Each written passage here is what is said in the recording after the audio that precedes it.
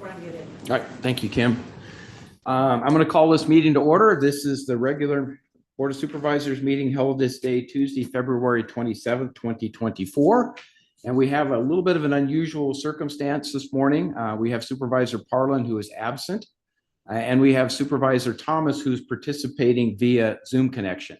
So we have some preamble things we have to do in preparation to make sure that we declare all the right situations from the standpoint of being able to conduct that Zoom meeting. So with that, Kim, if you want to go through that, please. Of course. This morning, Supervisor Thomas informed me that she is unable to attend today's meeting due to a contagious illness, which is considered just cause to allow for remote participation under AB 2449, Government Code Section 54953, subsection F. In order to comply with AB 2449, I would first like the record to reflect there is a quorum of the members physically present at the meeting. Next, I would like to ask Supervisor Thomas to disclose whether any individuals 18 years of age or older are present in the room with her, and if so, the general nature of their relationship with such individuals and her general relationship with such individuals.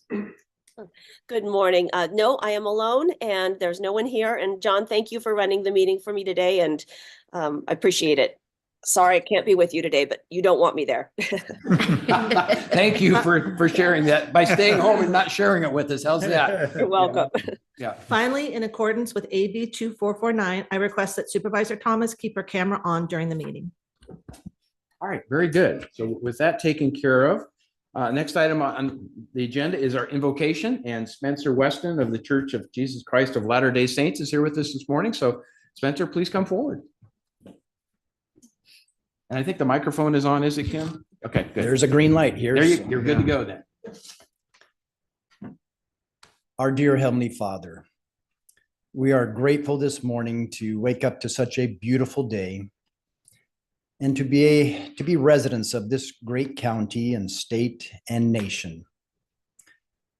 We thank Thee, dear Lord, for these public officials and administrators and county employees who dedicate so much of their time to maintaining peace and orderliness here in El Dorado County as it blesses us who reside here.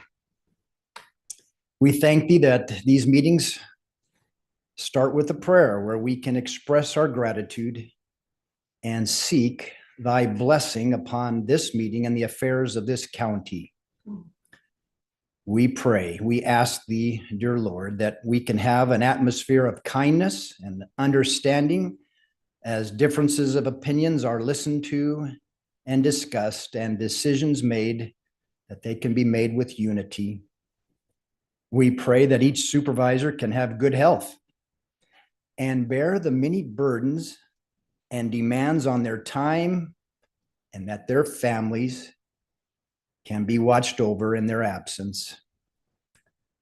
We pray for help on these issues and items on the agenda this day, and we do so in the name of Jesus Christ. Amen. Amen. Thank you, Spencer. Always a good way to start our day. Mm-hmm. With that, Supervisor Lane, would you lead us in the Pledge of Allegiance? Please join me. I pledge allegiance to the flag of the United States of America and to the republic for which it stands, one nation, under God, indivisible, with liberty and justice for all. We will move on to the adoption of the agenda and approval of the consent calendar. So let's start with Supervisor Lane and then Supervisor Turnbull. And then it'll come back to me. So thank you. Yes. Do you have any? Thank you. I have changes? nothing to. No changes? Nothing to pull. Yeah, I want to pull item number 2 for discussion, please. Item number 2, okay. People. And I have no items to change either. So with that, Kim, can we get? What about Chair Thomas? Oh, Chair Thomas, I'm sorry. No changes for me either. Thank No you. change. Thank you, Wendy. All right, so with that, can we open it up to public comment, please, Kim? Of course. Now taking public comment on the consent calendar. Individuals will have 3 minutes to address the board. The timer will notify when your time is up. Public comment will be taken first from those participating in the boardroom and then from those participating through Zoom. For those participating by Zoom, please make sure you unmute yourself when called upon. If you're joining the meeting by phone, press *9 to indicate a desire to comment. If you're joining by Zoom, press the raise hand button. Please voluntarily state your name for the record. I am commenting on item number 24, file number 24-0296. My name is Gary Kinghorn. I am the foreperson for the 2023-2024 Civil Grand Jury. And I want to thank the Board of Supervisors for the proclamation today for March as Civil Grand Jury Awareness Month. This proclamation will support our efforts, our recently launched community outreach efforts to recruit new grand jurors for next year's term, which starts in July. Joining me today are a number of current grand jurors and members of the county chapter of the California Grand Jury Association. All of us will attest that citizen participation is fundamentally important to the success of the grand jury process and our duty as watchdog organization for public concerns and complaints. Participation on the grand jury, while not a lucrative experience, can be life-changing with the exposure and insight to government operations and the influence that we can have to improve efficiency and provide oversight. Already this year, which began for us in July of 2023, we have issued 2 reports, one last week on some safety hazards at the Georgetown Airport, and we've completed our inspection of the Growlersburg Conservation Camp. We're on track to issue approximately 10 reports by the end of our term in June, in our June deadline. And as foreperson, I have some visibility into the challenges and progress of other rural county grand juries. And I can say without a doubt that in our county here, we have some of the most engaged, well-resourced, and productive juries right here. And we thank the Board of Supervisors and the supportive county staff we have at our disposal, including County Counsel's office and the CAO office. In addition to our new recruitment, we need to improve community awareness of the grand jury and our efforts to improve visibility of the reports that are issued, as well as the complaint process and how the public should engage the grand jury. We particularly need greater involvement from the Tahoe Basin, which has been a logistical challenge in recent years, and I look forward to working with the county and with the Superior Court to find a secure collaborative location for the Tahoe area, and working with Supervisor Lane to increase our outreach and awareness to get at least 2 grand jurors, hopefully next year from District 5 on the grand jury. And with that, I will yield my time. Thank you very much. Thank you very much. And thank you all for your service. Obviously, it's a volunteer effort, but you do a great job of serving the community of El Dorado County, and we appreciate that. So, Yeah, I want to say one thing. I would encourage everybody to at least serve 1 term on the grand jury. I did in 2015, and it's a great thing to be able to serve this county, and some of the things you dig into, it's amazing. And anyway, so thank you for your service. Appreciate it. all right, very good. So with that, I think we're ready to move on to, let's take item 2. One second. Now taking public comment from online participants. Oh, okay. I didn't see any Assuming hands there's raised. no further public comment from the boardroom on the consent calendar? No. Now taking public comment from Zoom participants. Now taking public comment from Chris Payne. Good morning, board. Morning. And I'm sorry to hear that Wendy's not feeling well, but I'm glad to see that you're smiling. And that you have a great background there with your with the orchard. To get on to the points, I did want to also comment on a grand jury. It's Chris Payne from Diamond Springs, so I just want to define what hat I have on today. The grand jury proclamation, I equally feel it's extremely important. And along with what Supervisor Turnbull has said, I know Gina Posey has been going around giving presentations about the grand jury and how important it is to us as a community.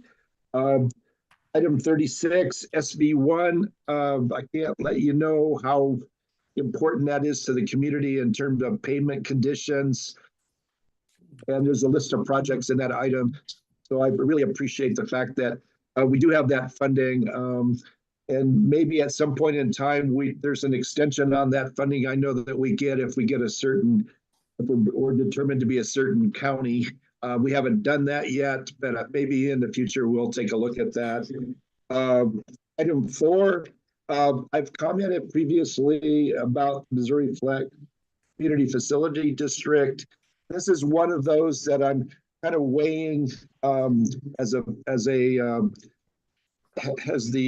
lady of justice, where you have some reasons why we should probably keep it and other reasons why we should just let it go. This is the last reading, so an action will be taken today, I believe, for the dissolution of this CFD. And there's plenty of information in there. The final thing, just a second here. It was the last item on consent, item 46. The reason why I'm pointing this out is it seems like a lot of money that we've expended from our, as you can see from the funding sources, the general fund. This looks like, from what I'm seeing here, to be an important service agreement with the California Forensics Medical Group. It's the money, though, that disturbs me of how much money we have spent. In this case, our obligation is going to go up by $2 million from $23,495,139.50 to $25,495,139.50. The original term being the deadline of use would be February the 29th. That is this month. We're extending it to the end of June. 3 minutes.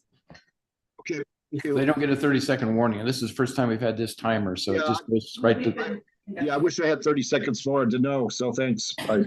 Thank you, Chris. Now taking public comment from Linda Campbell. Hello, good morning. I'm calling about consent agenda item 36, where it's listing some of the roads being updated by the Department of Transportation. Governor's Village was included in that, but I noted in the list itself that Latham is not included, and also Governor Drive itself. So I'm just, hopefully they are included and just not part of the summary on the agenda. So appreciate review on that. Thank you. Thank you, Linda. There's no additional public comment. All right, very good. So we still have the action related to adoption of the agenda and approval of the consent calendar. Adoption agenda and approval of the consent calendar with the following change. Pull item 2 for discussion and let the record reflect that Supervisor Parlin is absent. So back to the board. Move approval. I'll second it. All right. So a motion and a second. We have to do roll call since call, yeah. Supervisor Thomas is not here. So roll call, please, Kim. Of course. Supervisor Thomas, how do you vote? Aye. Supervisor Lane, how do you vote? Aye.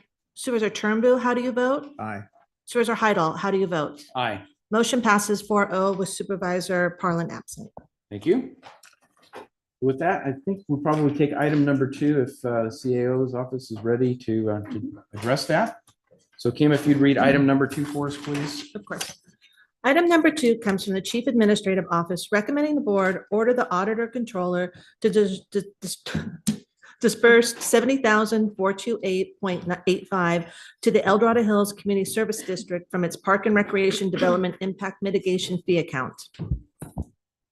George, you had. Yeah, it says here, the reimbursement for costs associated with Heritage Village Park in the amount of $8,859.79 are being removed from the request and being revisited under a separate cover. Can you explain why?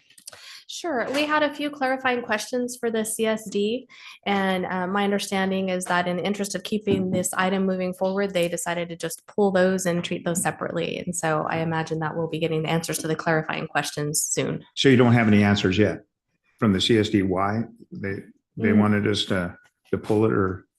Well, I think we have some questions out to them about the work that was done and to determine, really more clearly whether it's eligible expenditures. So they wanted to keep the rest of the reimbursement moving, and then we'll deal with the Heritage Park questions later. So those may come back, a portion of those may come back for reimbursement if it's determined that they're eligible. Okay, all right. You good? Yeah. Any other comments or questions from board members? Thank you. Kim, would you open this up for public comment, please? Now taking public comment on item number 2. Individuals will have 3 minutes to address the board. The timer will notify you when your time is up. Public comment will be taken first from those participating in the boardroom and then from those participating through Zoom. For those participating by Zoom, please make sure you unmute yourself when called upon. If you're joining the meeting by phone, press *9 to indicate a desire to comment. If you're joining by Zoom, press the raise hand button. Please voluntarily state your name for the record. Seeing no public comment from the boardroom, now taking public comment from Zoom participants. There is no public comment.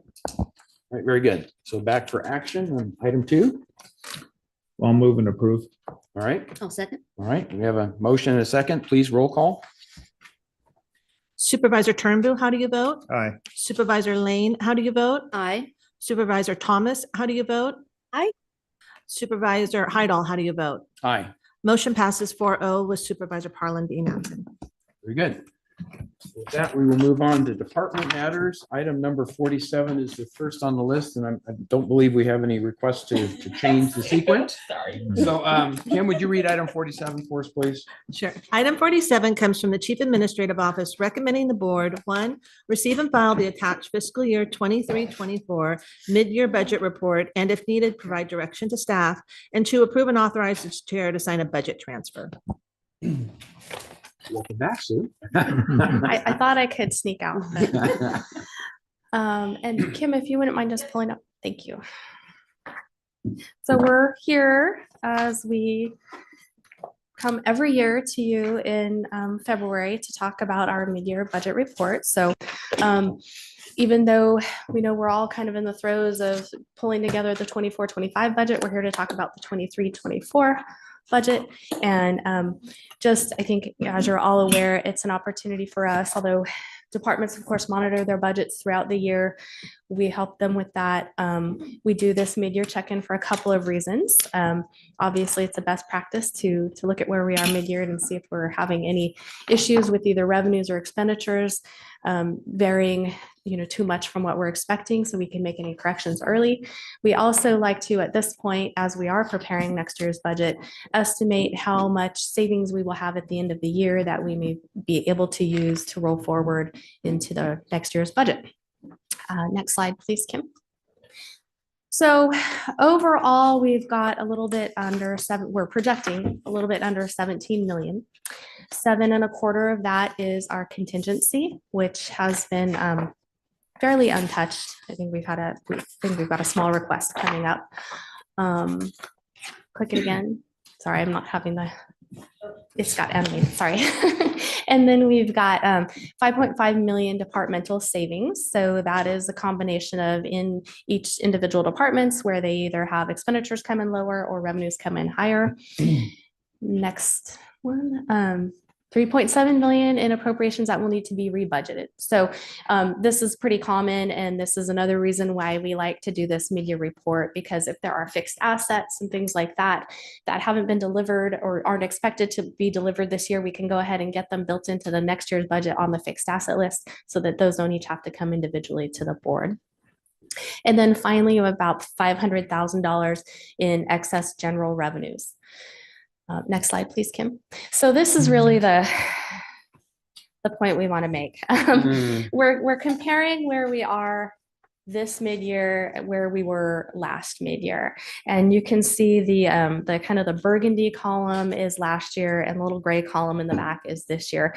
And overall, I mean, I think in the memo it's technically 44% reduction from what we had last year, but you can just see the trends. Contingency, I will point out, we had been carrying some extra contingency kind of since COVID. We had extra cash coming in due to COVID. Revenues were coming in higher than we expected, and we were holding on to that for kind of waiting for the other shoe to fall, waiting for the bad thing we had expected to happen, or a downturn in the economy. Last year, as you'll recall, there was an adjustment that needed to be made to our fund balance per GASB, the Governmental Accounting Standards Board, and that was that fair market value adjustment. So where we it effectively basically reduced our fund balance on the books. And so we reflected that in contingency. So we still do meet the board's policy for the 3% of adjusted general fund appropriations and contingency there, but that's just what we have. Department savings, you can see, are much lower. I think a large part of that is attributed to the decline in or the underperformance of public safety sales tax, or Proposition 172. So that is a 0.5-cent statewide sales tax, and it goes to 4 public safety departments in the county: the public defender, the sheriff, the DA, and probation. And so that came in with, as we've talked about, sales tax revenues coming in a lot flatter, a lot lower.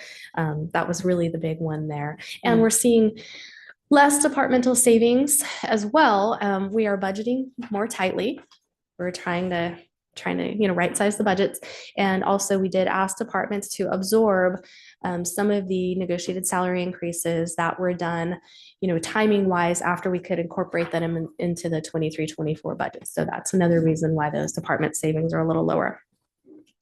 Our carry forward, there's nothing really to report. That just varies year by year. I would imagine maybe it's a little bit bigger this year because we're continuing to see some delays in receiving equipment and things like vehicles, things like that. So we're still not quite getting those in time. And then the unanticipated revenue, this is the big one. And I know that for a few years there, we got used to, we'd budget sales tax really conservatively and we'd get these nice little surprises, or with TOT.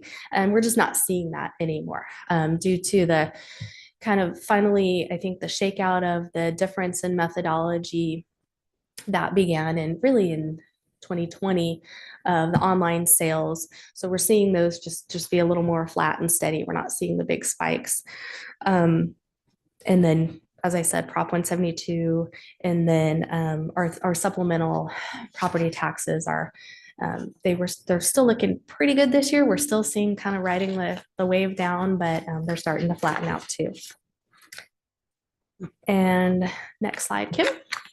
And that's all we have. So as we kind of discussed in the memo, I don't want to get too deep into talking about 24-25 budget because we're just at the beginning end of that. But I think the takeaway from this, it's what we've been telling you since really this time last year, that we are seeing things slow down. On top of that, we've seen some cost increases that were out of our control that we're going to be trying to work into this next year's budget. And as you can see, we're not expecting to have as much from mid-year from our current year to work with. So it's going to be challenging ahead. Tiffany has been calling together department heads to keep them briefed on what we're expecting, and to try to get some brainstorming, some creative ideas, and ask them to do what they can to help us get this upcoming budget balanced. And we will keep you all in loop as we've moved through the budget calendar, as we've laid out a couple months ago for you. I can answer any questions. Very good. Let's start with Supervisor Thomas, if she has anything she'd like to ask at this point. Thank you so much. No questions. I'd just like to encourage everyone that's listening to review the department summaries, which show savings across all departments. And I'd just like to acknowledge the hard work of our staff, who is really pulling together to address this challenging budget year. And they're tightening their belt and working with less. And I know that's always a priority to our local taxpayers. And I want to acknowledge their efforts. It's greatly appreciated. So thank you. Thank you, Wendy.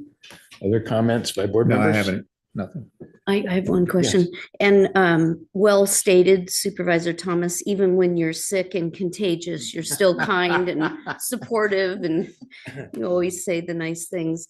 And I too am really proud of the departments for what they've been able to do and really hold the line for us. The one thing that is exemplary right now is investments. Mm-hmm. So how does that kind of factor into the budget?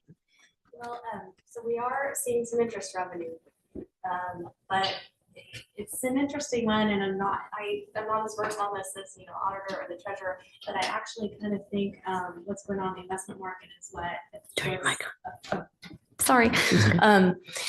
I actually think on the negative side of that, so the interest rates, the increased interest rates that have actually contributed to our problem with having to make the market value adjustment. So it's like, we're seeing some positives on the interest income side, but then we've got this, this investment side piece where the interest rates have a different interplay with that whole adjustment. So hopefully we do see inflation continue to cool, because that will only help us with our departmental budgets, because that has been a big contributing factor, as you're all aware, especially in the construction realm, with some of the increased costs that we've seen the last few years, and drawing down some of those designations and seeing some of those projects just go through the roof. Yeah, and I'm sorry that I don't know the answer to this, but we were talking about Measure S funds back in January, and we had two different reports that had slightly different number. And when we looked into it, we determined that, interest was posted to that fund at the end of January, and that's why there was a little bit of a difference. So what is the county's policy on how you post, who gets the interest, and does it go to various different departments, or just kind of how does it get brought into the budget? I don't know that we have a written policy. I would really defer to the auditor on that. In some cases, it just depends on what the fund is. In some cases, we are told by the state or whatever enacting legislation, it shall or shall not be interest bearing, or I don't know with this particular fund. I imagine it might be up to our discretion, but it'd really be a question for the auditor, I think. Okay, thank you. I just had one comment to add that's in the memo that didn't get presented, and that's the state situation, because I think it's important to reflect that we're not in this alone with respect to declining revenues. So the statement that's made, the governor's FY 2023-24 budget proposal assumes a 1.5% increase in sales and use tax revenue from current projections and a 3.8% increase in property tax revenue. And we all know that with normal inflation and everything else, that we're construction costs, that were those numbers we're facing in terms of expenditures for a given item we've already defined we need to do are increasing at much more than what those revenue sources are going to cover. So that's what creates this gap or the deficit that we've got to address early on. And I'm very pleased that we're addressing it now. And we recognize the need to provide adequate salaries and benefits for our employees and stuff. And so that's one of the struggles, is how do you make sure that you get that balance, but you don't get to the point you have to borrow money, because I don't think El Dorado County ever wants to get in the mode of borrowing money for those things that are they're year to year recurring type of expenditures. If it comes down to a new facility, like we have the USDA loan on basically our safety facility, those things make sense to me. They're long-term, but we don't want to do short-term borrowing. But when you get this squeeze, right, you get this compression of how are you going to deal with the downside of this. And so I'm pleased at the proactive approach, letting people know, but just know that the board is committed to do everything we can to try to reach that balance and make sure that our employees are properly recognized for their performance and rewarded associated with that with respect to salary and benefit. It's going to be tougher going forward than it's been in the past, but we're still committed to do that. So I'll leave it at that. CEO, do you have any additional comments on this one? No, I just appreciate what you Okay. just said. All right. Thank you. Very good. So Kim, with that, can we open up to public comment, please? Now taking public comment on item number 47. Individuals will have 3 minutes to address the board. The timer will notify you when your time is up. Public comment will be taken first from those participating in the boardroom and then from those participating through Zoom. For those participating by Zoom, please make sure you unmute yourself when called upon. If you're joining the meeting by phone, press *9 to indicate a desire to comment. If you're joining by Zoom, press the raise hand button. Please voluntarily state your name for the record. Seeing no public comment from the boardroom, now taking public comment from online participants. Now taking public comment from Chris Payne.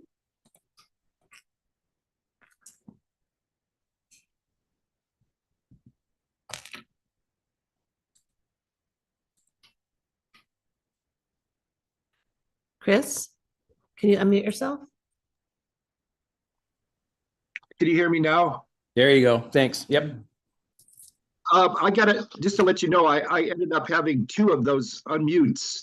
I hit the first one and then the second one came up over the top of my conversation, and you weren't hearing me. So I'm not sure what happened at my end, but I got 2 of those unmutes. So let me go on with my comments. I do have my hat on as a taxpayers Association president. Thank you, Supervisor Heidel, for that final comment that we do have to balance the budget. I want to stress the importance of the board's budget policies and how critical those were, as staff has said, to the fact that we end up in the balanced budget situation. The other thing I wanted to say is the importance of property tax, sales tax, transit occupancy tax to our general fund and to the budget that we will approve. And then hopefully in September, we'll have our final. This is a receive and file mid-year. I understand that. But this also has an element of approve and authorize a budget transfer. It requires a 4/5 vote. I note in the agenda item that is 4/5. So Supervisor Thomas, I appreciate you attending. Obviously, if we didn't have you, we wouldn't be able to have the 4/5 vote, I understand. That concludes my comments, though it is difficult to see the timer at my end. It's very, very small. Luckily, I can now see it. Thank you. Thank you, Chris. Appreciate the feedback. Okay, There is no additional public comment. thank you, Kim. So with that, it will come back to the board. I'll move and approve. Second, Thank you. And we have a motion and a second, so we can have a roll call vote, please, Kim? Supervisor Lane, how do you vote? aye. Supervisor Turnbull, how do you vote? Aye. Supervisor Thomas, how do you vote? Aye. Supervisor Heidel, how do you vote? Aye. Motion passes 4-0 with Supervisor Parlin being absent. Very good. Thank you. Thank you, Sue. And so I know we have wanted to hold to our 10 o'clock timeframe as much as we can. I think we can probably get through 48 within a reasonable, we have roughly half an hour. This is 45 minutes on the expectation. Is that, or should we consider doing 49 as opposed to 48, which? I'm looking at HHSA staff. I'm sorry. So do you? Okay. So let's do 49. And Kim, if you would read that, please.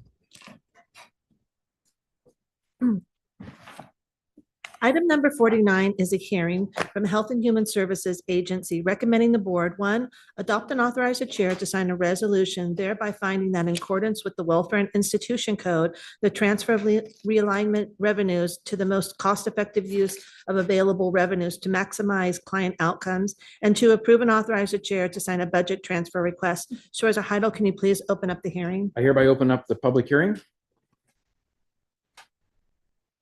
Welcome. Christy Monroe. Can you turn the microphone? Christy Monroe, Health and Human Services Agency, Chief Fiscal Officer. Bringing before you the Health and Human Services Agency is recommending that the board adopt and authorize the chair to sign resolution 028-2024, thereby finding in accordance with state and with Welfare and Institutions Code 17600.2D, the transfer of realignment revenues be the most cost-effective use of available revenues to maximize client outcomes. Approve and authorize the chair to sign a budget transfer request specific to the Public Health Division for fiscal year 23-24 to allow the statutory 10% 1991 realignment transfer provision in the amount of $683,356 from the health subaccount to the social services subaccount. In fiscal year 91-92, the state legislature enacted Assembly Bill 1491, known as the 1991 realignment, to provide counties with a funding source for their public health and mental health programs. According to WIC section 17600.2A, every county is required to establish a local health and welfare trust fund comprising of 3 distinct subaccounts: the mental health subaccount, the social services subaccount, and the health subaccount. WIC section 17600.2A allows counties or cities to reallocate funds among the accounts within the local health and welfare trust fund, not to exceed 10% of the amount deposited in the account from which the funds are reallocated for that fiscal year. Additionally, a county may reallocate up to an additional 10% of the money from the health account to the social services account in the 1992-93 fiscal year and fiscal years thereafter for caseload increases for mandated social services programs listed in paragraph 2 of subdivision B, section 17605, in excess of revenue growth in the social services account. So some background, HHSA exercised the transfer authority from social services to the mental health subaccount in fiscal years 2021, 21-22, and from the health subaccount to the mental health subaccount in fiscal years 2020, 21, 21-22, 22-23, and the current fiscal year. Due to significant cost increases for providing mandated social services programs that exceed available realignment revenues and economic projections of no growth for the foreseeable future, HHSA is requesting to exercise the additional 10% transfer from the health subaccount to the social services subaccount in the current fiscal year. The state of California economy is contributing to increased caseloads for health and welfare programs, including cash assistance. Additionally, the governor's 2024 California proposed budget makes significant cuts to the administration of these programs at a time when both needs and costs are rising. With this request, HHSA is asking to take a proactive approach to mitigate negative impacts to both program service delivery and the local general fund. So essentially, we're moving money to accommodate the needs for services because monies have been reduced by state funding, basically, is the way I'm taking this. So we have some flexibility in this, which is great. We love the flexibility and ability to address our specific needs within the county as opposed to what the state views as the overall needs of the residents of the state of California. But it's always difficult when you start transferring monies around from the standpoint of when do you run out of that money to transfer, right? So I guess my question is, does this disproportionately take away from this 1991 fund that's set aside? Do we reduce that amount down to the point where it's getting marginal, like some of the projections we saw with the budget, or do we still have quite a bit of those money, the realignment funds, that can be used for these kinds of purposes going forward? We do. So the health subaccount has actually built up a very healthy fund balance.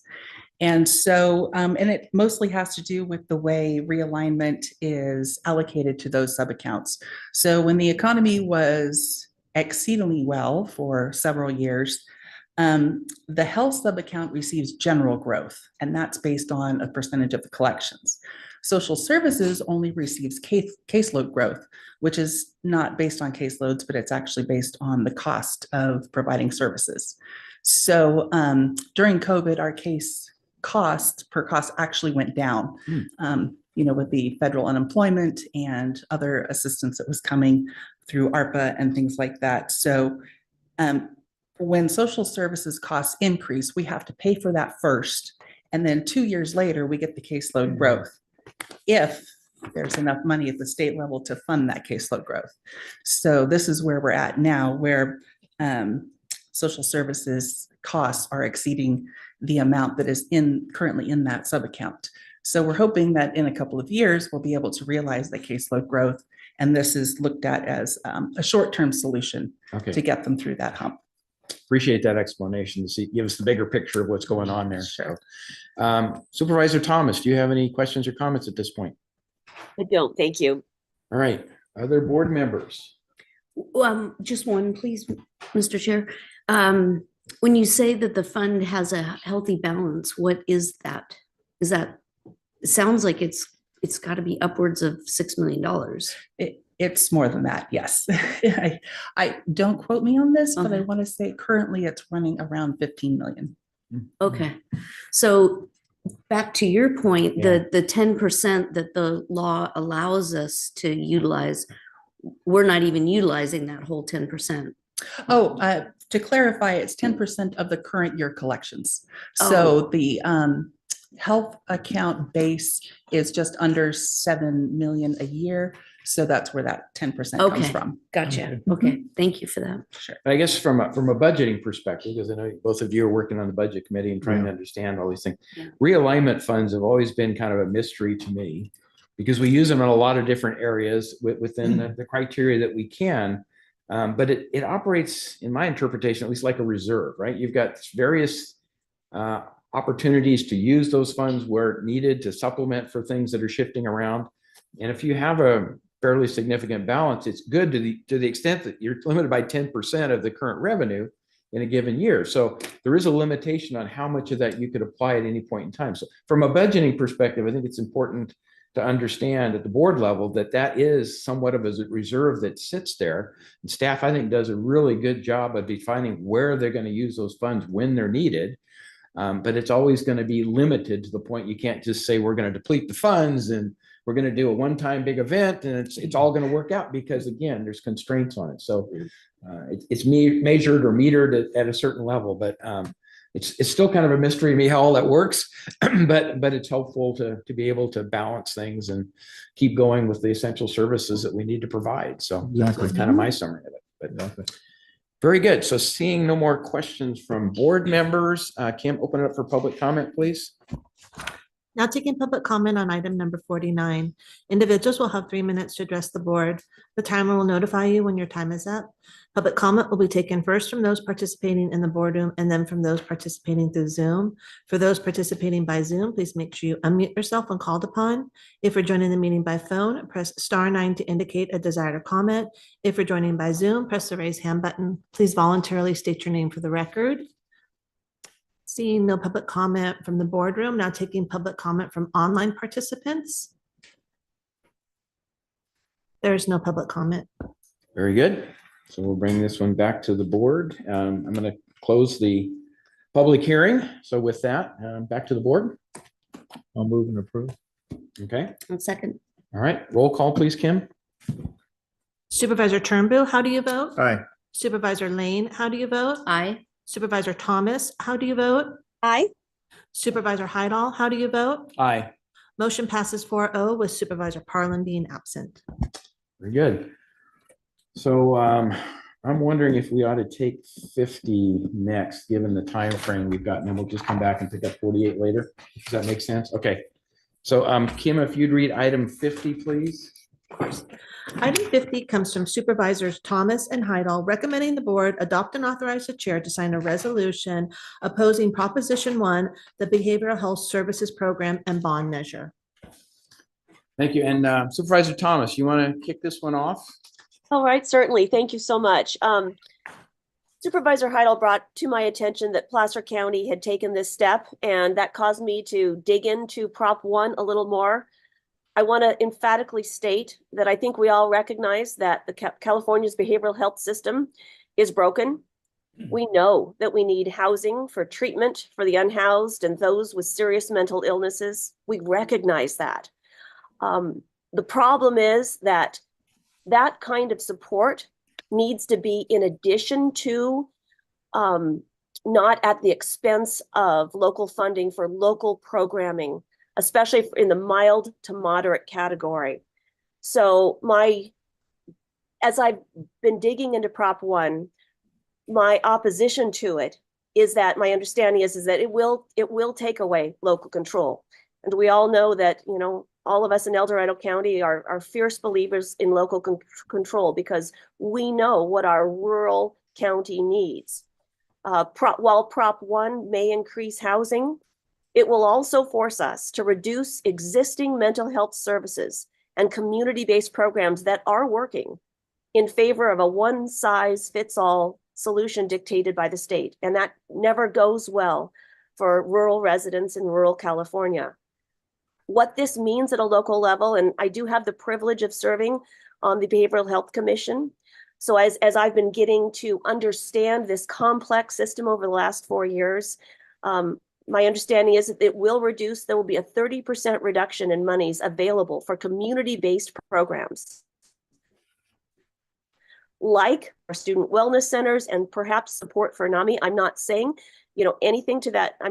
I'm not predicting anything, but we do know that there will be a 30% reduction in local money for community-based programs.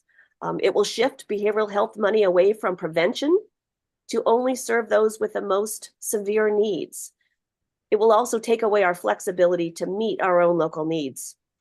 The proposition also would give additional monies to turn hotels motels, and other buildings into housing for people who are unhoused and experiencing severe mental health and drug and alcohol challenges. While I recognize we need places for those folks to go to receive treatment, I do recognize, and we all do, that El Dorado County has a severe shortage of hotel and motel accommodations needed for our economy. So once again, that solution can't come at the expense of us at the local level. Finally, my understanding is that 2/3 of those experiencing homelessness in California are not in the chronic category.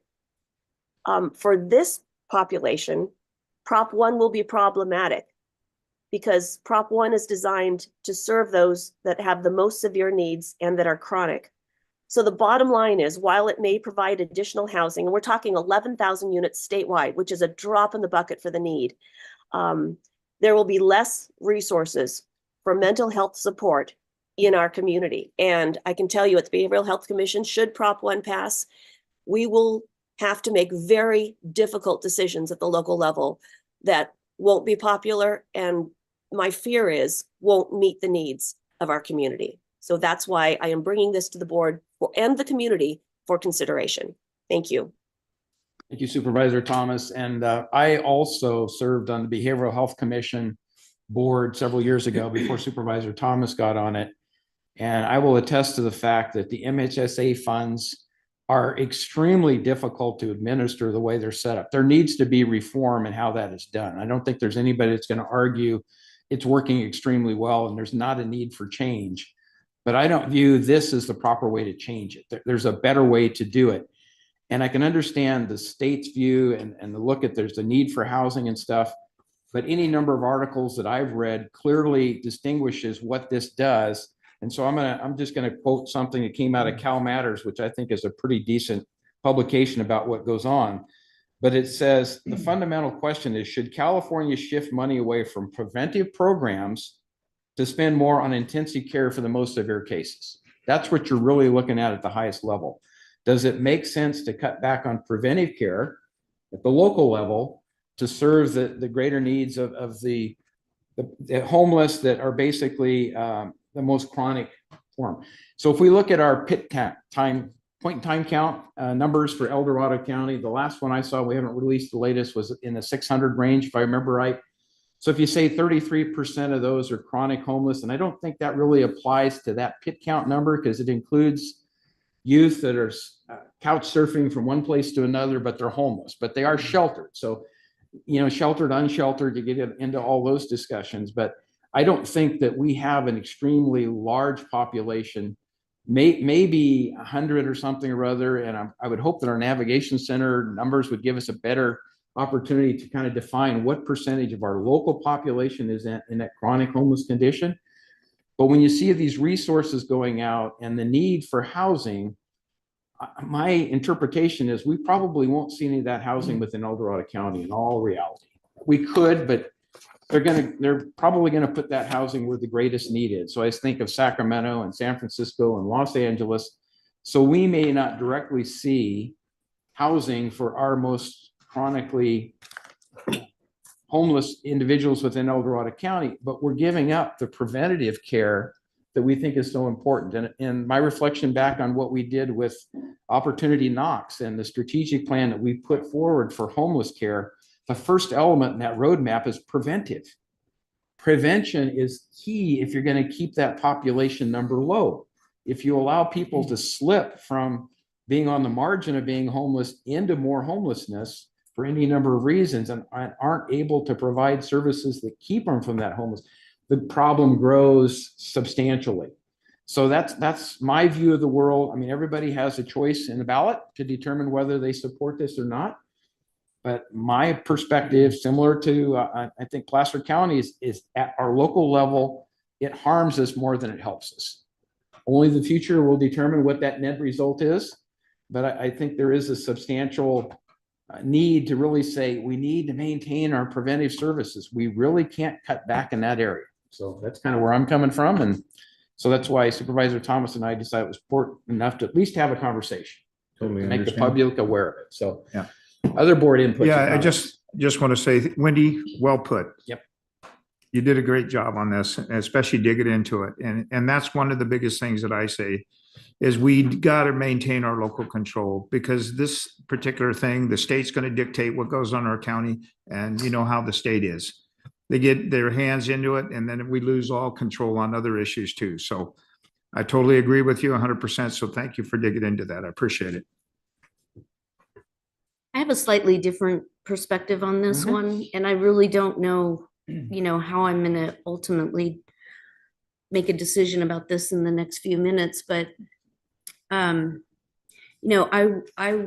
was an elected official with the city of South Lake Tahoe when the governor took back redevelopment and dissolved all the redevelopment agencies in the state of California. And one of the main reasons was because one of the mandates for being a redevelopment agency was you had to set aside 10% of whatever you were investing in redevelopment for affordable housing. And I'm very proud that in the city of South Lake Tahoe, we not only set aside those funds, but we did build a lot of affordable housing as a result of those funds. But a lot of agencies throughout the state did not. They put aside the money that they were required to put aside, but then they borrowed from it, they transferred it to the general fund and then they paid it back, but they never built affordable housing. And that's why eventually the governor just said, I'm clawing this back. It didn't affect the city of South Lake Tahoe because we did the right thing. My point in bringing all of that up with regards to Prop 1 is that I'm concerned that El Dorado County, at the end of the day, won't necessarily build affordable housing. We talk about the motels, the dilapidated motels. City of South Lake Tahoe, again, is a perfect example of them getting grant monies to acquire 3 dilapidated hotels and convert them into homeless shelters. So although I don't like losing the local control, as my colleagues have mentioned, and I don't have a great deal of confidence in the state of California at such a big level to be able to make any real steps to help this. I think it's getting to the point where if we're not willing to do it in our own communities, this problem is getting out of control. And so there's, a part of me that feels like the legislature talked about this and they practically unanimously approved the 2 bills that make up where we are right now with Prop 1. I also think we're really late to the game. It's, election day is right around the corner. A lot of people have already voted. The county made a big push to eliminate or to ask the state of California to eliminate the requirement with regards to Sierra harm reduction. And I'm not wanting to put El Dorado County in another crosshairs with the state of California. I mean, I think we've put our money where our mouth is, but this one, maybe we don't get involved in. I have a feeling that this is going to pass and we're going to have to deal with exactly what your concerns are, but it's out of our hands. It's in the hands of the voters of the state of California. And I think some good maybe could come out of this. I don't know. Complicated. It is. And there's always that question of, is it really going to deliver what it's promising? Right. And we don't know. We don't know. We just have to take it. And the nice thing about this one is we're not deciding. It's really the voters who are deciding. Right. So we just, from my perspective, we want to make sure the voters understood that this will change the way we're delivering services locally. And that in attending these meetings, I have had experience with any number of family members coming in and talking about the fact that we're not effectively dealing with the homeless situation and that we need to look at conservatorships and everything else more, but yet we have laws that don't allow those things to happen readily. And the net result is you end up with a lot of, in particular, youth that are out on the streets as homeless, and there doesn't seem to be a place for them. So I agree with you. We need to look at how do we build shelter for those homeless on a longer term basis. So transitional housing, or what do you want to talk to? And we know we have a situation with our navigation center where we have people who are getting to the point where they're ready to be transferred somewhere, and we're struggling to try to figure out where they can be placed. So there's a definite need for affordable housing. There's no doubt about it. I'm just concerned that we're not going to see a net benefit in El Dorado County as a result of this. It will benefit the state, hopefully, but it won't benefit us locally. So that's the trade-off. So Right. anyway. But if it benefits the state, does it benefit us as well? Yep. Could. It could. It could. It could. You know, I think we're really late to the game on this one. Yeah. I would be totally okay with us. I think that just having the discussion was great. Mhm. All of us dug into this and we take this item before us very seriously, but there's pros and cons and there's knowns and unknowns. And I'm just not sure if there's any big benefit to coming out against this at this point in time.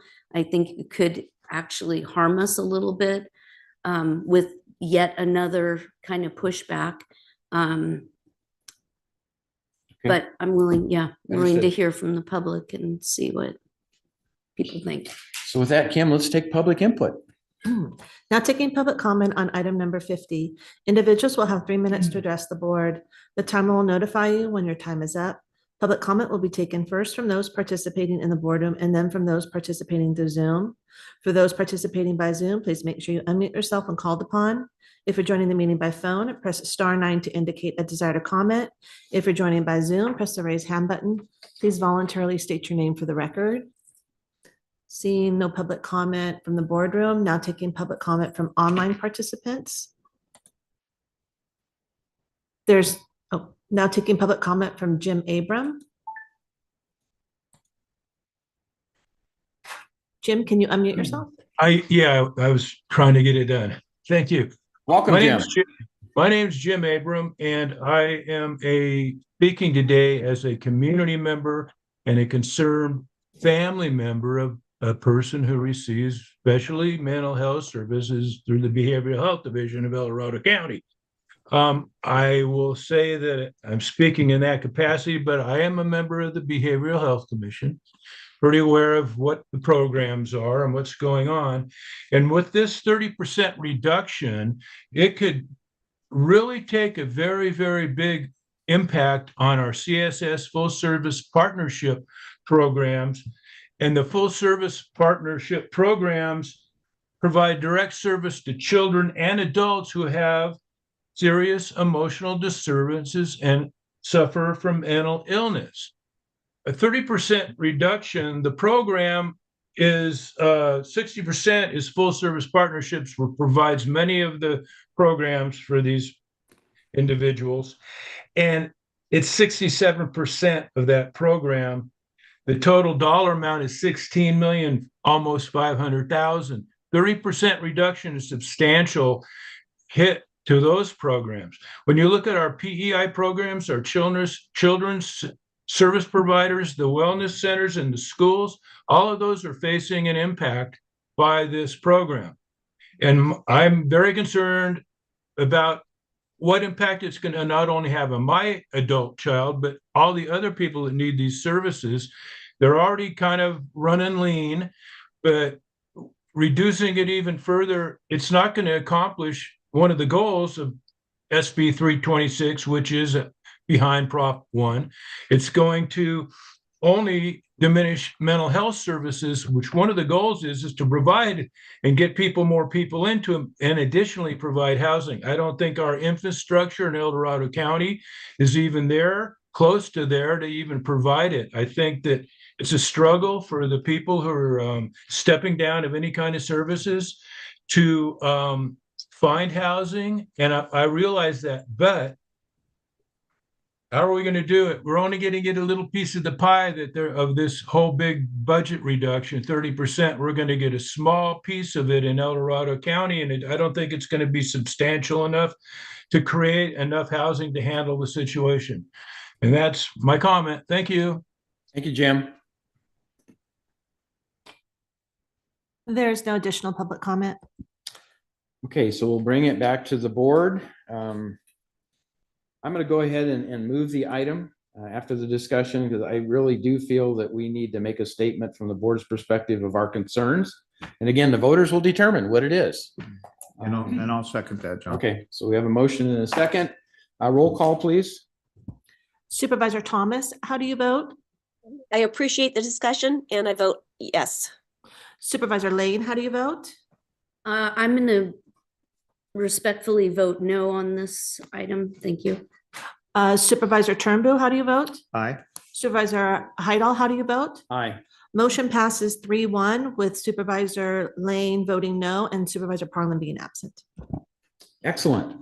And we're in perfect queue Perfect. time. How did that work out so well? Perfect. For item number 51, we have two presentations from the auditor controller, 51 and 52. So Kim, if you would read 51, introduce that, please. Item number 51 is a hearing from the auditor controller recommending the board, 1, adopt and authorize the chair to sign the following resolutions completing the formation process for the El Dorado County Community Facilities District 2024-1 Carson Creek Heritage 11. A resolution of formation of Community Facilities District. B, a resolution calling special landowner election. C, a resolution declaring results of special landowner election and redirecting recording of notice of special tax lien.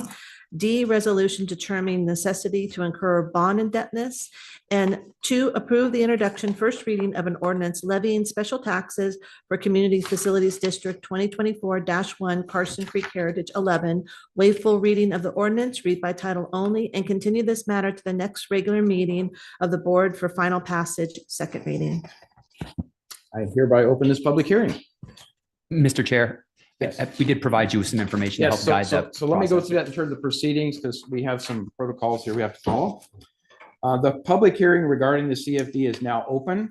The hearing is to inquire into the formation of the CFD and the levy of the special taxes in the CFD, issuance of the bonds for the CFD, and any other matters specified on the agenda for this item. So I'm hereby requesting your presentation, Mr. Harn, please. Mr. Chair, or excuse me, Mr. Heidel, I'm in possession of a memo from the county council, and it recommends I'm supposed to take all direction, all lead from Chair Thomas. So maybe we should continue the item or. With that, I yield my authority to Supervisor Heidel today. Okay.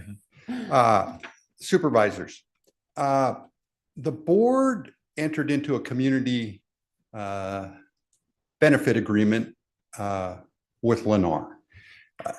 There's some good stuff in that community benefit agreement for the county of El Dorado. The county is going to get about a $300 fiscal impact neutrality fee, which will go up over time per lot. The county, I'm going to have to put is going to get the highest community benefit fee I believe we ever have negotiated on a community. I prefer calling them a DA because for decades they were called DAs before we started. The DA requires that as part of the building permit, we get a $4,100 community benefit fee that goes to the general fund. We're going to get a ITS project fee of $285 per door. We're going to get a $500 affordable housing fee. And we're also, the county ambulance service will get a $50 per home special tax to help keep our county ambulance system running. So the county gets some benefits. However, the county Board of Supervisors exchanged a few things for these benefits. The big one being the rezone of the property, the general plan amendment, the rezone of the property, and the specific plan. The other thing the county gave up is the county agreed to assist the developer in obtaining assessment district financing, Mello-Roos financing. So I'm here because we have a contract. Your board entered into a contract with Lennar that said we would assist them in the formation of the CFD. The CFD before you, my staff has kind of set me up and I have very small print of some of the documents, but there's about, I think it's a $35 million cap on Melrose bond proceeds. There'll be an appropriations limit of 20 million per year, and it will implement a special tax of approximately $3,000 and $4,000 per home. Nobody likes Melrose districts. The bond screening committee does not like Melrose districts. But realistically, without Melrose districts, the El Dorado Hills Library, if it would have ever opened, would have opened a lot later than it did, years later. The Silver Valley Interchange, if it would have ever gone in, would have gone in a lot later. There is infrastructure all over the region in Folsom, Roseville, et cetera, that wouldn't have been possible without the Melrose financing to pay for infrastructure in public facilities. What was Director Thomas going to tell us to do next? We're going to take comments from the board, if any questions and comments, and then we'll turn it over for public input. Okay. Do we have Supervisor Thomas, since would you like to start? Do you have questions for our auditor controller? I couldn't have said that better myself, John. No, I don't. Thank you very much. Any other board comments or questions? Not at this time. All right, I'm pretty familiar with this one. So yeah. At this point, we're going to ask for public comment as part of the public hearing. Are there any members of the public that wish to speak on this item or interested parties who wish to lodge a protest? So would you please come forward if you're in the boardroom, if you would like to speak to this item or lodge a protest? Seeing none, we do have one online hand raised. So Kim, if you would open it up for Robert Williams, please. Sure. Now taking public comment from Robert Williams. Good morning, board. Just want to not protest, but to really inform. If you look at the impact of this $35 million Melrose, again, this is different than the kind of Melrose that our good controller auditor mentioned, which were all public service oriented Melroses. This goes to benefit a particular developer solely. But more importantly is that if you divide the $35 million by the 409 homes that are going to be impacted, that effectively raises the cost of those homes by over $85,000. The question is morally, or is that the kind of thing that should be allowed? Or should we ask Lennar to add that fee, that amount of money, into the cost of the homes, so those people who actually buy the homes know upfront that their $500,000 home is now effectively $600,000 plus interest over time? Again, I'm just bringing this fact up. Obviously, this is a preliminary hearing, so I will reserve any other further comment to that point, except for the fact I do understand that the fact that with regard to Heritage One, you had to take action in October that unfortunately impacts a lot of residents right now. But I also understand it and recognize the fact that you were really locked in to the decisions made by a previous board. As you move forward on this one, 10 years from now, another board will have to address how the citizens, again, senior citizens, are going to be forced into making some very critical decisions on whether or not they can stay or not stay. Thank you so much for the opportunity to comment. Thank you, Robert. Appreciate it. There's no additional online participation. So with that, I'm going to ask the clerk, have any written protests been received on this item? There have been no, sorry.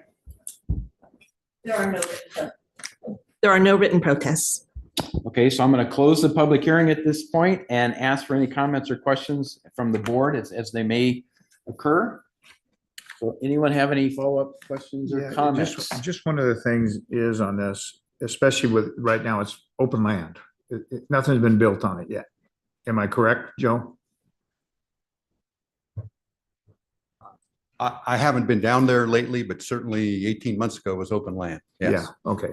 So I have some concerns, especially on that, especially when this is a senior community. And especially it's going to impact them, you know, especially if people move in there in the future. And that's the biggest thing is the impact on them, especially when a lot of these seniors are on fixed income. So I have some concerns on that, so. Okay, but this does provide for infrastructure, I know which that. is I part know, of I what know we've that. always, I know, John, really I totally said understand. with respect to the general plan and stuff. We have to have the infrastructure Right. before we have the construction, and sometimes that's not achievable, but it has to go But it together. just, So, yeah, it's going to impact them later on. That's my concerns. understand. Any other board comments? Seeing none then, seeing no further questions or comments and no majority protests from interested parties, we can consider the following three resolutions. They're stipulated as 1, 2, and 3 on the agenda. So we have the three resolutions that are being proposed here: 031-2024, 032-2024, and 033-2024. So I'm sorry, Mr. Chair, I believe, and I apologize that they're kind of not presented in numerical order for consideration, but it would be 030, 033, and 031, 2024. got it. Okay, yeah, and it's different than on here on the agenda. Got it. Okay, so very good. So with that, do we have any board motions, actions at this point? I'm going to move then resolutions as stipulated in items A, B, and C, and then approve the introduction of the reading of the first ordinance of the levying of special taxes. You going to do that separately, David? Well, again, I apologize that it's not directly that doesn't directly correspond with how it's listed on the agenda, but if you can make the motion in relation to the numbered resolutions Resolutions first. All right, so we'll limit it to that. So I'm going to move the approval of the three resolutions which are identified by the numbers we just discussed. So we have a second. Thomas, second. All right, so we have a motion and a second. Roll call, please, Kim. Supervisor Lane, how do you vote? Aye. Supervisor Turnbull, how do you vote? No. Supervisor Thomas, how do you vote? Aye. Supervisor Hydall, how do you vote? Aye. Motion passes 3-1 with Supervisor Turnbull registering a no vote and Supervisor Parlin being absent. Okay, so I would ask the clerk for the tally of votes received on this item, which you just gave us. So I think we're complete with that. I believe that actually references the tally of the election results for purposes of the ballots cast by the property owners. Yes, Oh, okay. Tally votes they by are all property owners. yes. There were 56 eligible votes and all 56 were yes. Very good, thank you. So we'll enter that in the record appropriately. 56. Okay, got it. With unanimous landowner votes in favor, we can next consider the following resolutions and ordinances. And there's two stipulated here: 032-2024 declaring election results, and ordinance 5196 levying the special taxes for CFD 2024-1. So with that, any board action being offered at this point? So again, I'll move resolution 032-2024 declaring the election results, and also that ordinance 5196 levying special taxes for the CFD be established. Actually, it would be continued to the next regular board meeting, which would be March 5th of 2024. Okay, so the actual action is continued. It's the introduction of the ordinance, and it will The continue it ordinance to only, the. so we can pass the resolution. I got it. We can pass the resolution now. The ordinance will come back at a future meeting. March 5th. Okay, March 5th. Let me put that down on here. All I'll right. second that. Okay, so we have a motion and a second. Roll call, please. Supervisor Turnbull, how do you vote? No. Supervisor Lane, how do you vote? Yes. Supervisor Thomas, how do you vote? Yes. Supervisor Hydall, how do you vote? Aye. Motion passes 3-1 with Supervisor Turnbull registering a no vote and Supervisor Parlin being absent. Thank you, Auditor. But we have another item here, I believe, right? Number 52. Yes, but But we finished with this one, so take a break. That's okay, take a break. Yeah, no. Kim, if you'd please read item 52. Of course. Item 52 is a hearing from the auditor controller recommending the board authorize the auditor to disperse excess proceeds for assessor parcel numbers and dollar amounts as shown on the attached list. Supervisor Huddle, can you please open the public hearing? Hereby open the public hearing. Mr. Chair, we do this once or twice a year, assuming that there's a tax sale every year, but there usually is. On November 1st, 2022, there was a tax sale. At the tax sale, certain properties generated excess proceeds and that they could pay all their back taxes, etc., pay off their back taxes, and the county ended up with extra money. So state law requires that the county attempt to contact parties of interest, mortgage companies, owners of the property, etc., to let them know that the excess proceeds are in and they have the ability to file a claim. We wait for at least 12 months after that, and then based on the claims, we come forward and have a public hearing and ask your board for the authority to disperse the funds. Very good. Supervisor Thomas, you have any questions or comments on this one? I don't, thank you. Pretty straightforward. Board members at present? No. I do have one that was a little unusual, but I think I understand what it is. And that is that within the list of claimants is the County of El Dorado Department of Child Support Services. I think it's typically not expected to see a county agency receiving these kinds of funds. Good, let me explain.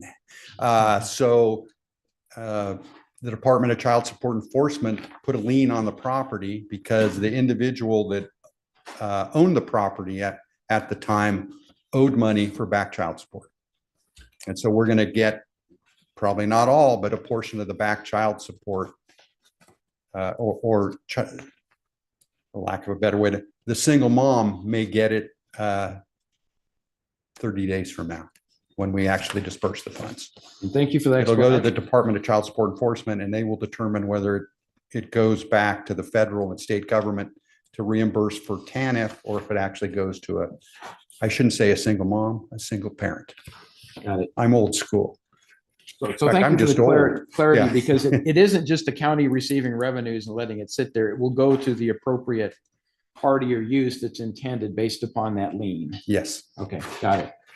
That was one I've not seen before, but otherwise all these seem to make sense from the standpoint of, yep, the excess revenues are not something the county can keep. They have to go back to owner of record type of situation. So I understand this one. And with that, Kim, if we could open it up for public comment. Now taking public comment on item number 52. Individuals will have 3 minutes to address the board. The timer will notify you when your time is up. Public comment will be taken first from those participating in the boardroom and then from those participating through Zoom. For those participating by Zoom, please make sure you unmute yourself when called upon. If you're joining the meeting by phone, press *9 to indicate a desire to comment. If you're joining the meeting by Zoom, press the raise hand button. Please voluntarily state your name for the record. Seeing no public comment from the boardroom, now taking public comment from online participants. There's no public comment. All right, so I'm going to hereby close the public hearing and bring it back to the board. I would move approval of the item before us. I'll second it. All right, so we have a motion and a second. Roll call, please. Supervisor Lane, how do you vote? Aye. Supervisor Turnbull, how do you vote? Aye. Supervisor Thomas, how do you vote? Aye. Supervisor Heidel, how do you vote? Aye. Motion passes 4-0 with Supervisor Parlin being absent. Excellent. Thank you. So I'm going to propose we take a short break at this point. Looks like we have time and then we can come back and pick up item 48. So you want 5 minutes, 10 minutes? Give us 10 minutes. We're doing pretty good, actually. Okay. Yeah, so let's take a 10-minute break. And Kim, if you just post that for everybody, we will be back.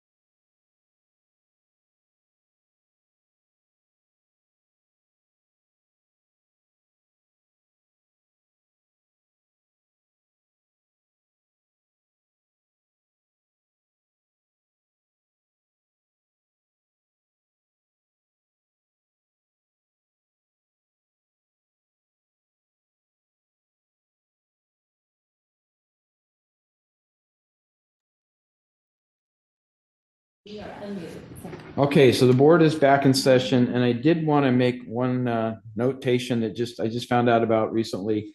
Item number 58, which was an addendum to our consent calendar. We did receive an email from the Bass Lake Action Committee, and for whatever reason, it evidently went into spam.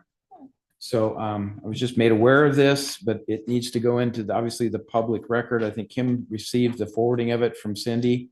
We wanted to make all the other supervisors aware there was a letter submitted. It was on consent, so there wasn't a discussion. But just for your knowledge, if you choose to obviously understand their perspective. And basically all it's saying is we need to build a roundabout and make improvements on Bass Lake Road as soon as possible, which I concur with. So I don't think anybody's going to argue against that, but maybe. So with that, let's go on to item number 48. So Kim, if you would read that, please. Item 48 comes from Health and Human Services Agency, recommending the board, 1, receive a presentation from HHSA Behavioral Health Division on a proposed amendment to El Dorado County's Mental Health Services Act, and 2, adopt an amendment to the El Dorado County MHSA plan. Welcome. Good morning. Good morning. Today's presentation is an overview of our intended changes to the Mental Health Services Act fiscal year 23-24 through 25-26 3-year plan. As we go through the slides, we'd like anybody who's interested to, or any of the supervisors who would be interested in specific information to go ahead and ask, and then we'll have time for additional questions at the end.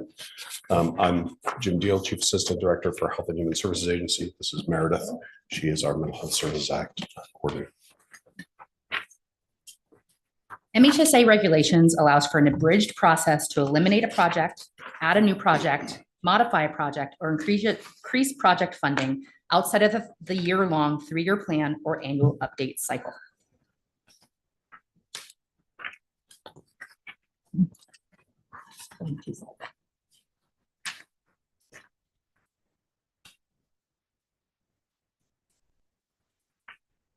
The community program planning process is required by MHSA regulations as a means to solicit stakeholder input.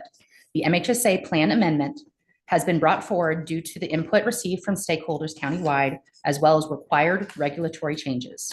Projects in this MHSA plan amendment reflect analysis of the current system of care and identified gaps in service or barriers to access. Though not required by regulation, the draft plan amendment was presented before the Behavioral Health Commission in order to promote transparency and solicit additional feedback in the development of the final amendment brought before the board today.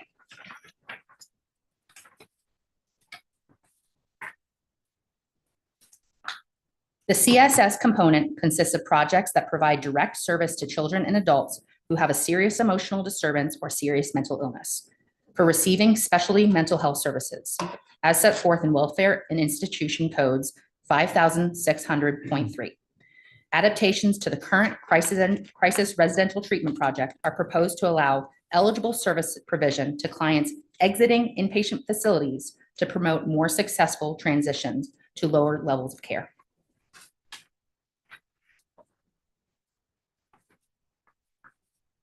The PEI component consists of projects intended to prevent mental illness or emotional disturbance from becoming severe or disabling to the extent possible, as well as promote positive mental health by reducing risk factors, by intervening to address mental health problems in the early stages of the illness, and to reduce stigma and discrimination associated with mental illness.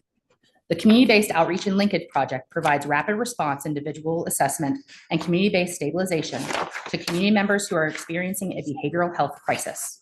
Mobile crisis services are designed to provide relief to individuals experiencing those behavioral health crises, including through de-escalation and stabilization techniques.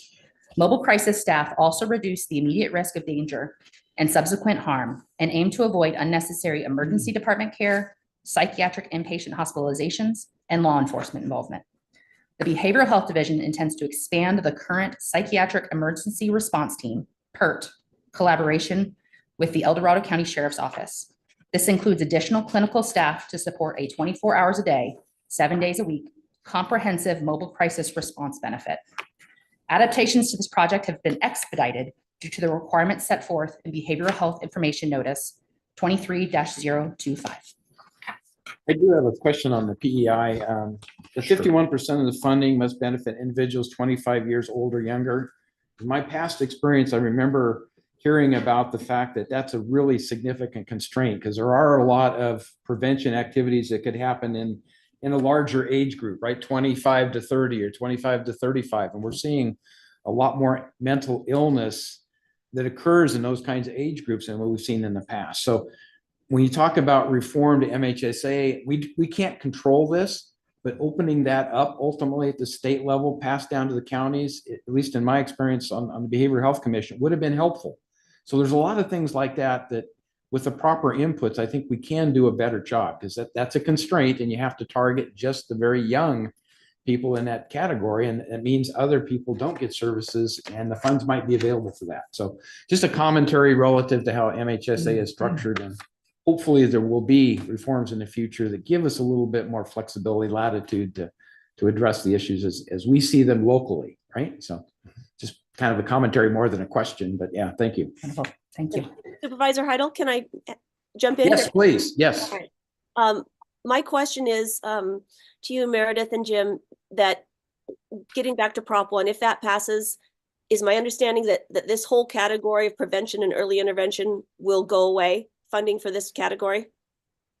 My understanding is that the change is that the prevention terminology is removed and it's only early intervention in the proposed legislation. SB 326 has language that removes the prevention and pushes the funding back to the state for accomplishing prevention goals, with some distribution to other state and county agencies with that funding that the state would retain. Okay, so and I know we don't have a crystal ball, but is our mobile crisis intervention services potentially at risk, or do you have confidence that continue recognizing that we're just kind of getting that critical service up and running at a local level, at our local level? So we are required by regulation to provide the mobile crisis benefit, whether funded through MHSA or not. The part of the stewardship that Health and Human Services has had in using the funding that was discussed with the board in the realignment funds earlier, when we talk about MHSA, is to prevent true local dollars like general fund from having to backfill these state mandates. So what we're doing here is identifying that we have an opportunity to use this prevention service to meet a state obligation, which is noted in BHIN 23-025, where we must provide mobile crisis with a 2-hour response time across El Dorado County. And this will allow us to do that. Okay, thank you. Thank you for that. Yeah. Lastly, under PEI, the Community Stigma Reduction Project has been modified to more adequately serve a broader array of disenfranchised populations within the county.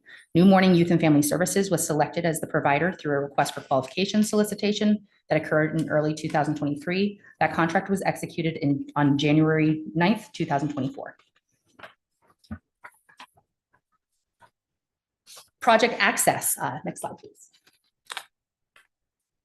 Project Access will provide a dedicated staff allocations to promote countywide access and linkage to services.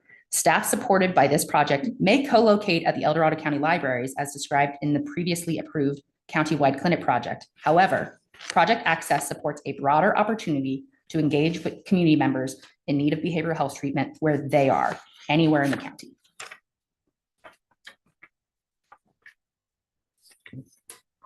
Listed here are our next steps in the amendment process, and we are open to any additional questions. Very good questions. And let's start with Supervisor Thomas again, since obviously you're real close to this, Wendy, with your current assignment, Behavioral Health Commission member. So do you have any questions or comments for Jim or Meredith? Thank you, Supervisor Heidel. I just want to acknowledge our staff has done just a wonderful job walking us all through this process. And at our Behavioral Health Commission meeting last week, there were no public comments during the Behavioral Health meeting. The commission did have a few comments and suggestions for insertions that will come as the plan is adopted in June. But at this point, just wanted the board to know there were no public comments during the commission meeting. So Let thank me you. ask a question relative to what the programs we have going on in our high schools and what they're doing. You know, the youth activities, our youth commission, and the way they're trying to emphasize services to be available in the high schools for that early detection, intervention, help with mental health issues. Did the commission talk about the impacts of some of the changes like Proposition 1 to that particular area? You know, the services that are offered at the high schools? If you're asking me, that was not on our agenda to discuss, but Okay. perhaps staff can have some additional insights on that, but that was not on our agenda to discuss. Those wellness centers, I think, are huge, and they've done some really good things, and they're trying to expand it. I'm just hoping this doesn't result in reduction in funding for those kinds of services, but. So today's presentation is for these main projects that we recognize an opportunity to bring forward outside of the typical cycle. Yep. We'll be bringing the full annual update to the Board of Supervisors in late April for Okay. presentation and consideration, which does include our student wellness centers. We did look at many factors with those. We received comments regarding that in our public comment period and asked them not to be within this plan amendment, Okay. referring to these projects, but in our longer full year process that we are in the middle of. Very good. So we'll get an update on that in April, it sounds like, and get the, Yes. get the more complete picture of all the things going on. So appreciate that. Yeah. Any other board No, I comments? just want to say it's fantastic what you guys are doing, and especially when it comes to the rural areas, especially getting the support that they need out there. And I think that van is going to be a great thing. It really is. So I just hope we don't lose any funding over that. Okay, so with that, Kim, I think we can open up for public comment at this point. Thank you. Thank you. Now taking public comment on item number 48. Individuals will have 3 minutes to address the board. The timer will notify you when your time is up. Public comment will be taken first from those participating in the boardroom and then from those participating through Zoom. For those participating by Zoom, please make sure you unmute yourself when called upon. If you're joining the meeting by phone, press *9 to indicate a desired comment. If you're joining by Zoom, press the raise hand button. Please voluntarily state your name for the record. Seeing no public comment from the boardroom, now taking public comment from online participants. Now taking public comment from Jim Abram. Hi, Jim Abram, speaking as a citizen and a family member of someone that's received many of these services through the Behavioral Health Division. The Crisis Residential Treatment Project, I believe, is a really necessary program to get going. It provides steps down for people who are leaving the Crisis Psychiatric Health Facility, the PUF, and currently there's oftentimes nowhere for those people to go, and even though they're stepping out of the psychiatric facility, they still need assistance to stay on track and accomplish healthier lifestyles. So it's good for that. It also is a good step down program for other folks that possibly could be facing or stepping up into LPS, but maybe this would be a good place for them to transition to see if they weren't going to be placed there or be in an out-of-county facility placement. So I fully agree with this project being passed on today. Regarding the PERT team and the mobile crisis unit, it's very necessary, having experience personally with my family member, the operation of that task force. It's really needed, and we need more of it because they're overwhelmed already with the number of calls they make. We need more people working in that area. Regarding PEI programs, they're all good, and there is concern regarding the wellness centers.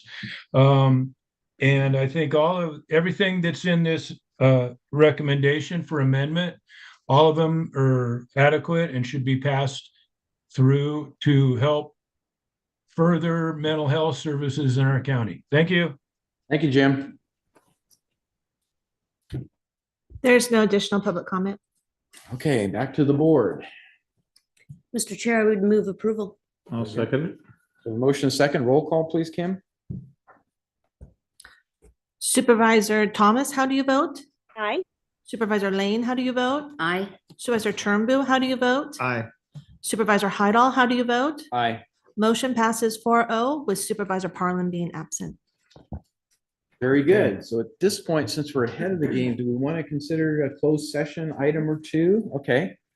So the board will now recess into closed session to hear items 54 through 57. We're not going to hear all of them, but we'll make the announcement now. Anyone who wishes to provide comments concerning those matters may do so at this time. So Kim, if you would announce that.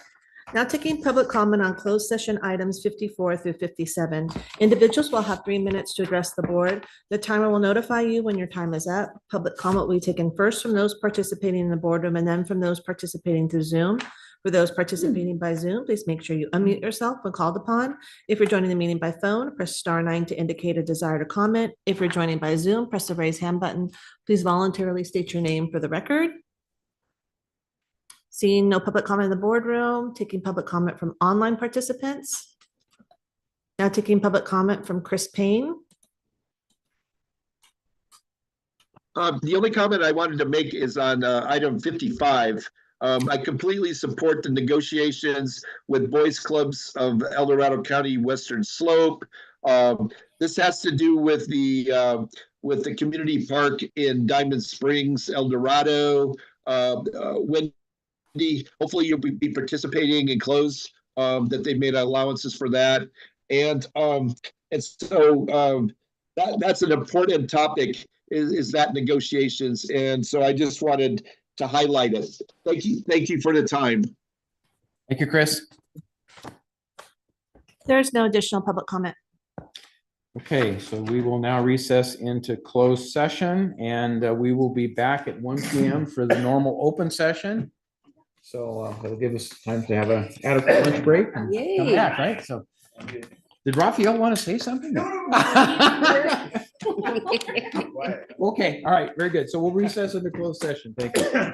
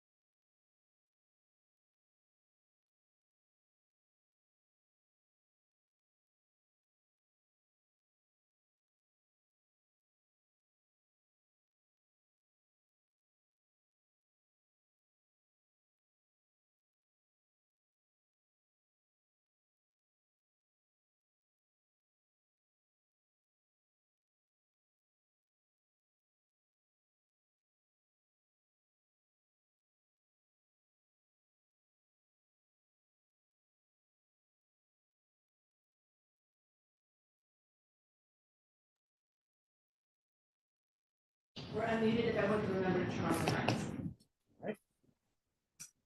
Very good. All right, so the board is back in session, and do we have any report outs from closed session? Thank you, Mr. Chair. The board met in closed session and heard items 54, 55, and 56, and there is no action to report out. Very good, thank you. And with that, it's time for open forum. So Kim, if you would please read that and open it up. Now taking public comment on open forum, individuals will have 3 minutes to address the board. The timer will notify you when your time is up. Public comment will be taken first from those participating in the boardroom and then from those participating through Zoom. For those participating by Zoom, please make sure you unmute yourself when called upon. If you're joining the meeting by phone, press *9 to indicate a desire to comment. If you're joining by Zoom, press the raise hand button. Please voluntarily state your name for the record. Please come forward. And would you voluntarily give us your name so that we can I have record it all. properly? I've got this all. Perfect. You got it down then. Okay. Well, I don't know about that, but I'd like to say good afternoon, supervisors. Good afternoon, Chairman. I thank you for the opportunity to speak here today. My name is Lee Sutton, living in Myers near South Lake Tahoe since 1956. Many times I have had issues with the Department of Transportation snow removal. I live close to the maintenance yard in Myers. All this time in heavy snowfall years, damage to my property occurred over and over again. Now, the only time I made a claim for damage was 1995. At that time, the board, well, it was for $1,600 and some, I don't remember the exact amount. And at that time, El Dorado County approved the claim. In the heavy snow year of last year, 2023, damage to my fence, metal gate, pillars, lights, trailer, and on and on. I took pictures of all this. I made the claim for 2023 of $2,325. And that was a very conservative claim because I was doing the work. And we know how expensive 1x12 cedar boards are at this time, so I thought it was a very modest claim to replace and repair. Now, after some time, the Board of Supervisors said damage was in their snow removal easement due to an ordinance passed. Now, the ordinance was passed. It was always 10 feet from edge of pavement or 20 feet from center line. So obviously the 10 feet from edge of pavement would be the snow removal easement, which had a fence there. So to come up with this new ordinance to be able to use an additional 10 feet of my property, according to my attorney, which I have done extensive work, and that's why I'm down here today on the advice of my attorney, to try to get this solved before it goes to trial.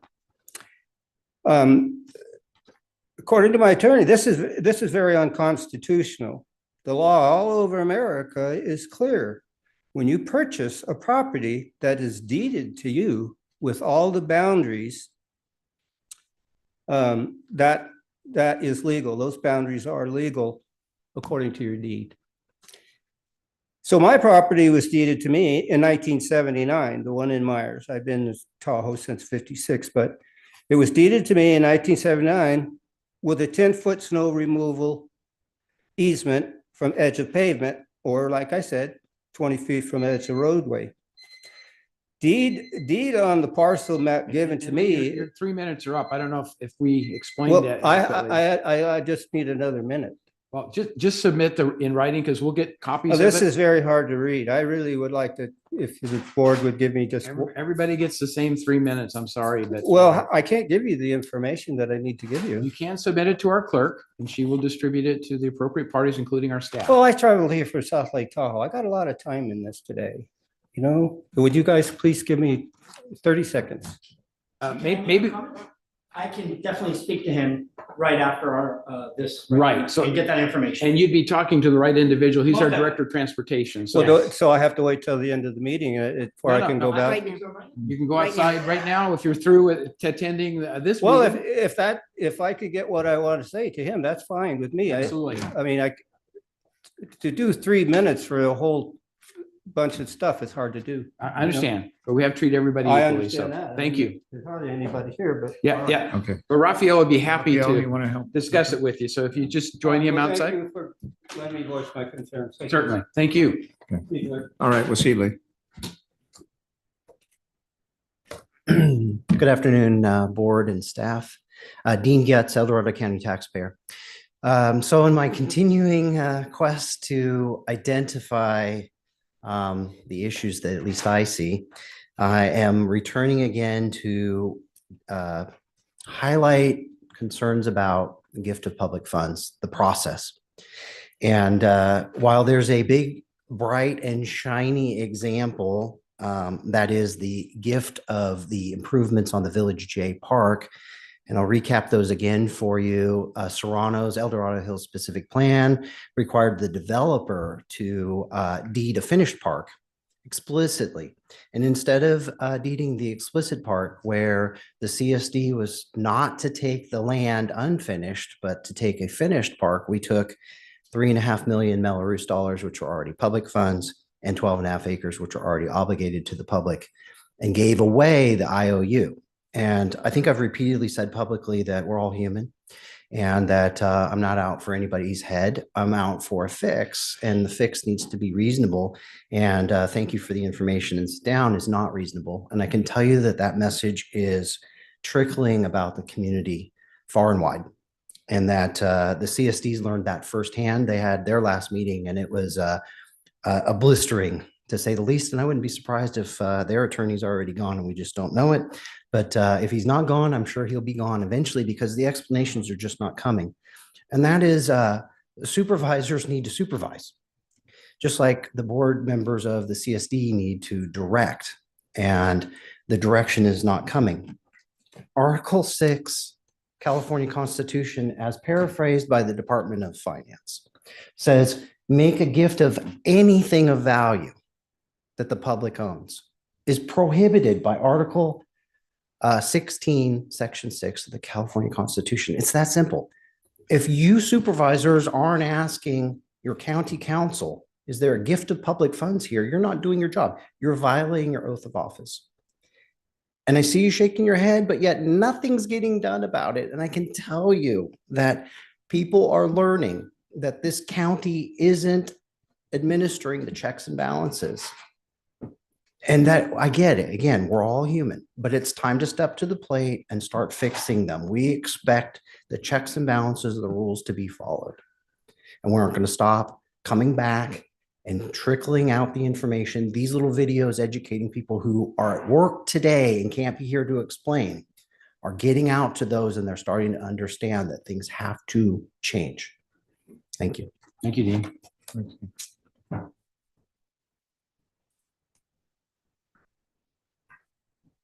Mr. Ferry, welcome. Thank you. Good afternoon, board. My name is Steve Ferry. I'm from El Dorado Hills, California. I'm a member of the CSD Board of Directors. I am not speaking to you on behalf of the CSD Board of Directors. I'm just speaking to you on my own behalf. I have some things that I'm concerned about, and I know that you will be concerned about them also. One of them in particular, and has a lot to do with your county council, but there's a candidate running in District 2 who appears to have not lived in District 2 and is, in fact, I'm sorry, my phone went and gave me another message. In any case, the point is he signed under penalty of perjury that he lived there. And the question comes down to what's the process to enforce the penalty of perjury? Does it go to your county council? Does the county council go to the district attorney? How does it get handled? Because the elections department has said they have his signed document under penalty of perjury, and we're done with this. So that's your elections department. This also happened 2 years ago when it happened with the assessor, and when he ran and there's a guy running against him, same thing, didn't live in the district, which happened to be the county at that point. And I don't believe that person has been adjudicated with either. We'd like to see those kinds of things, because if the elections aren't good, if we walk out of here saying, well, anybody can run and we'll just get some people from Amador to come up here and run this place for us, I don't think that's what we want to do. I think we do want to enforce what we have in the way of law to make sure that the people running for office are actually living in the district that they're running for. Does that make sense? I'm trying to be really clear. The thing that Mr. Getz spoke of is Lot J, Village J, Lot H, actually. It was a $10 million park, key in the door park, that we, the CSD, back before I was ever a member, negotiated a deal that they got $3.5 million. I want you to think of taking your money, the county money. And for instance, if you had a developer that was going to fix the airport in South Lake Tahoe, and all of a sudden you get together with some folks and you say, we don't need the $10 million fix because they want to do things we don't want done or that we think we can do better. We'll take 3 million instead of 10 and leave the $7 million laying on the table. I don't think you'd want to do that. And in particular, though, it was reported out, which is proper, it was reported out that we accepted the 12.525 acres and that we accepted $3.5 million. It was never reported out that we gave up $7 to $10 million. Does that make sense? I just want you folks to know, because you're the folks who actually run this county, and we have an independent board, but we need help making sure these things happen right. Thank you very much. Appreciate your time.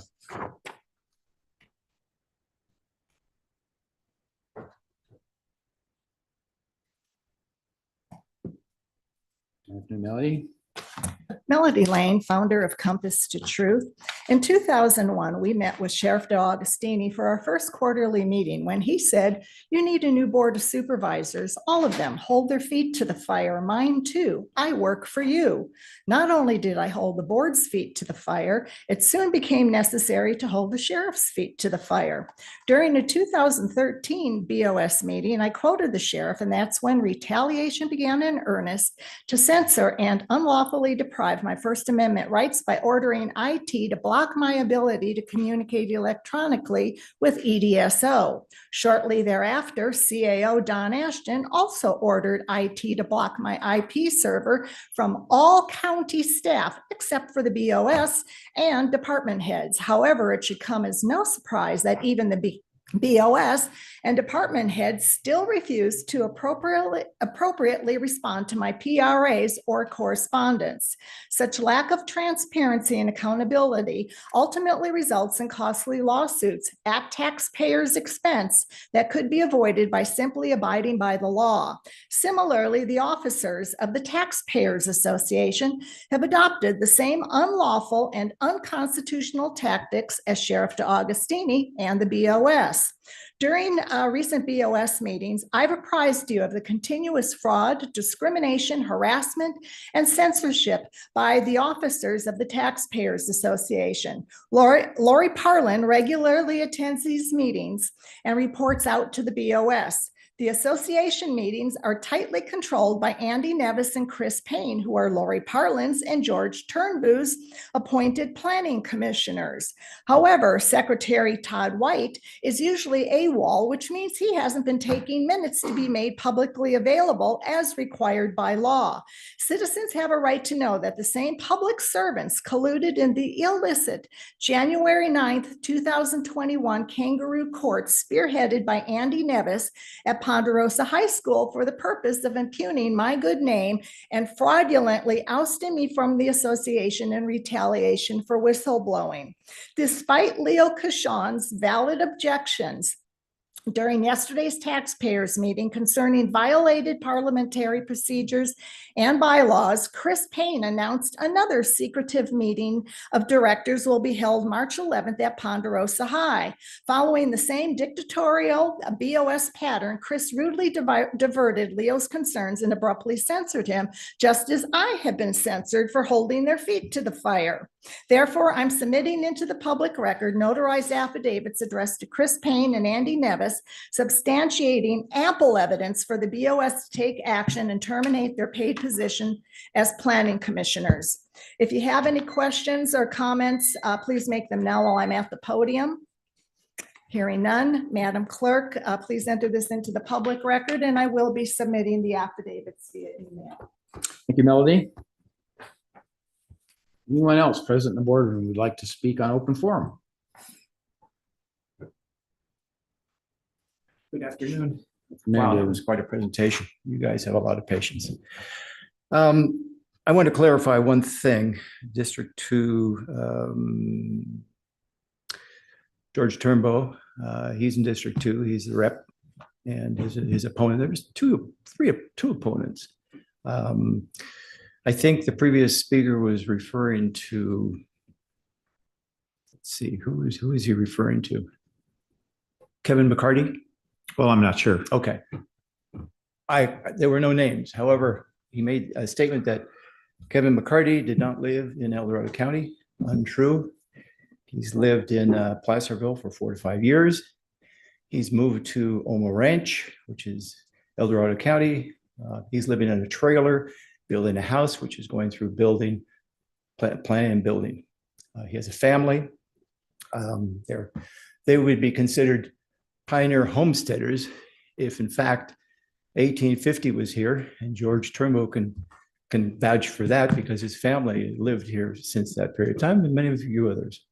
I just want to make it clear that Kevin McCarty, although he's running against George, he is a resident of El Dorado County. That's confirmed. It's in existence. So I just want to clarify it because it needs to be clarified. Thank you. Thank you. Seeing no additional public comment from the boardroom, now taking public comment from online participants. Now taking public comment from 390.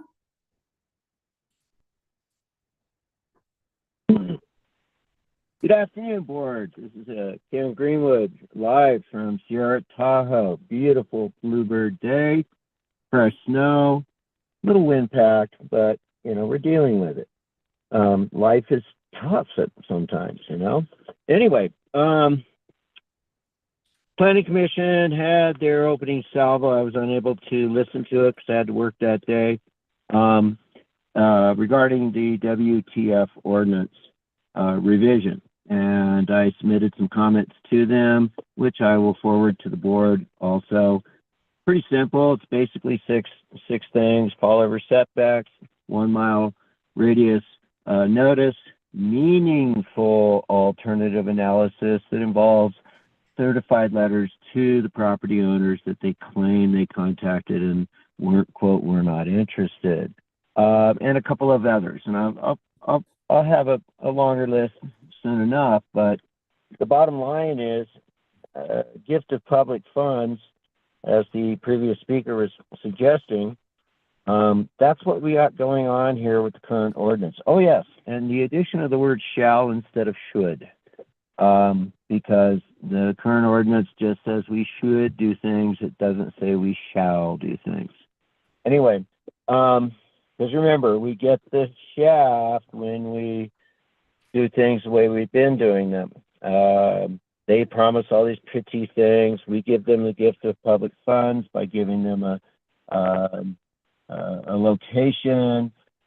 We we violate people's property rights who are adjacent because of improper notice, improper procedure, improper shoulds instead of shalls, etc. It's a mess. And again, you can stop all this, or at least put a real big put the brakes on to an extent by initiating an urgency ordinance regarding fall over setbacks in all zones. The current project down in El Dorado Hills Business Park, adjacent to residential properties, is probably one of the prime examples of how this shouldn't work, and that we shall do a better job in the future. I hope you're following this. I hope the planning commission does, in fact, deny it because it is improper for the neighborhood, which is a violation of the use permit ordinance. Other than that, it's a great day. We got a storm coming. I remember Mr. Sutton from way back. Yes, he probably has received some damage. And yes, they did change the ordinance. And yes, he would be probably appropriately an existing non-conforming Thank you, use. Ken. Your 3 minutes have expired if you weren't able to hear our buzzer. So thank you. Appreciate the No, input. There's no additional public comment. Okay, I'll just ask county council and or the CAO if they have any comments relative to the public discussion that occurred. Very good. So we're good with that. We'll close that out. So I think we're ready for the next item. Kim, if you'd read number 53, which is our 1:15 time allocation, we're doing pretty good. Item number 53 is a hearing from the Department of Transportation recommending the board, one, conduct the public hearing consistent with the Mitigation Fee Act requirement to consider the annual adjustment to the Bass Lake Hills Specific Plan Public Financing Plan Fee Schedule. Two, the 2024 Bass Lake Hills Specific Plan Public Financing Plan Fee Schedule is consistent with the Mitigation Act. And three, adopt and authorize the chair to sign a resolution for the 2024 Bass Lake Hills Specific Plan Public Financing Plan Fee Schedule. Supervisor Heidel, could you please open the hearing? I hereby open the public hearing. Welcome, Adam. Good afternoon, board. Adam Bain, El Dorado County Department of Transportation. This hopefully is a fairly simple item. The Bass Lake Hills area between Cameron Park and El Dorado Hills has a specific plan that identifies certain infrastructure that's necessary for the build out of that specific plan area. That infrastructure is roads, water, and sewer that are all common large scale facilities that all need to get paid for by the projects that will come into that specific plan area. So when the specific plan was put together, there's a public facilities and financing plan that got put together to identify how some of these large scale infrastructure projects would get built. Basically, each home that gets constructed within the specific plan area pays a fee, and that fee gets paid for the construction of those facilities. Developers advance them and they get reimbursed through that program. So every year we do an adjustment to that program to keep up with inflation. This year, the inflation adjustment is 3.6%, according to the engineering news record. So we request that we hold a hearing. There's some certain findings that have to be met, that the fees are going to a proper use and that they're proportionate with the cost of the infrastructure and a couple other things. Nothing there has changed. This cost index adjustment will actually just keep the cost of the fee in line with inflation so that we ultimately have enough funds to build everything. So with that, happy to answer any questions.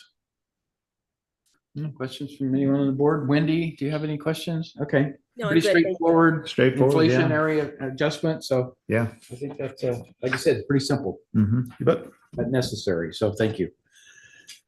So Kim, you want to open it up for public comment on this item? Of course. Now taking public comment on item number 53. Individuals will have 3 minutes to address the board. The timer will notify you when your time is up. Public comment will be taken first from those participating in the boardroom and then from those participating through Zoom. For those participating by Zoom, please make sure you unmute yourself when called upon. If you're joining the meeting by phone, press *9 to indicate a desire to comment. If you're joining by Zoom, press the raise hand button. Please voluntarily state your name for the record. Seeing no public in the boardroom, now taking public comment from online participants. Taking public comment from 390.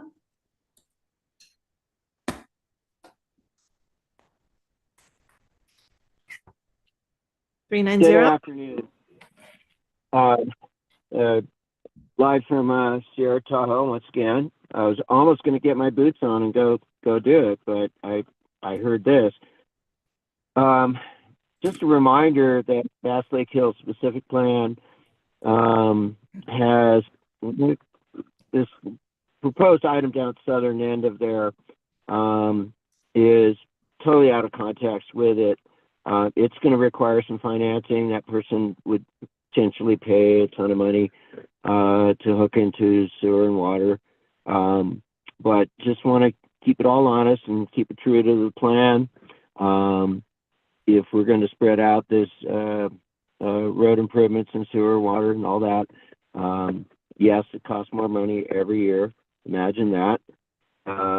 So it's appropriate that we consider this and pass it on. But keep in mind that we need to maintain the plan itself. Thank you very much. Now taking public comment from Chris Payne. Good afternoon, board.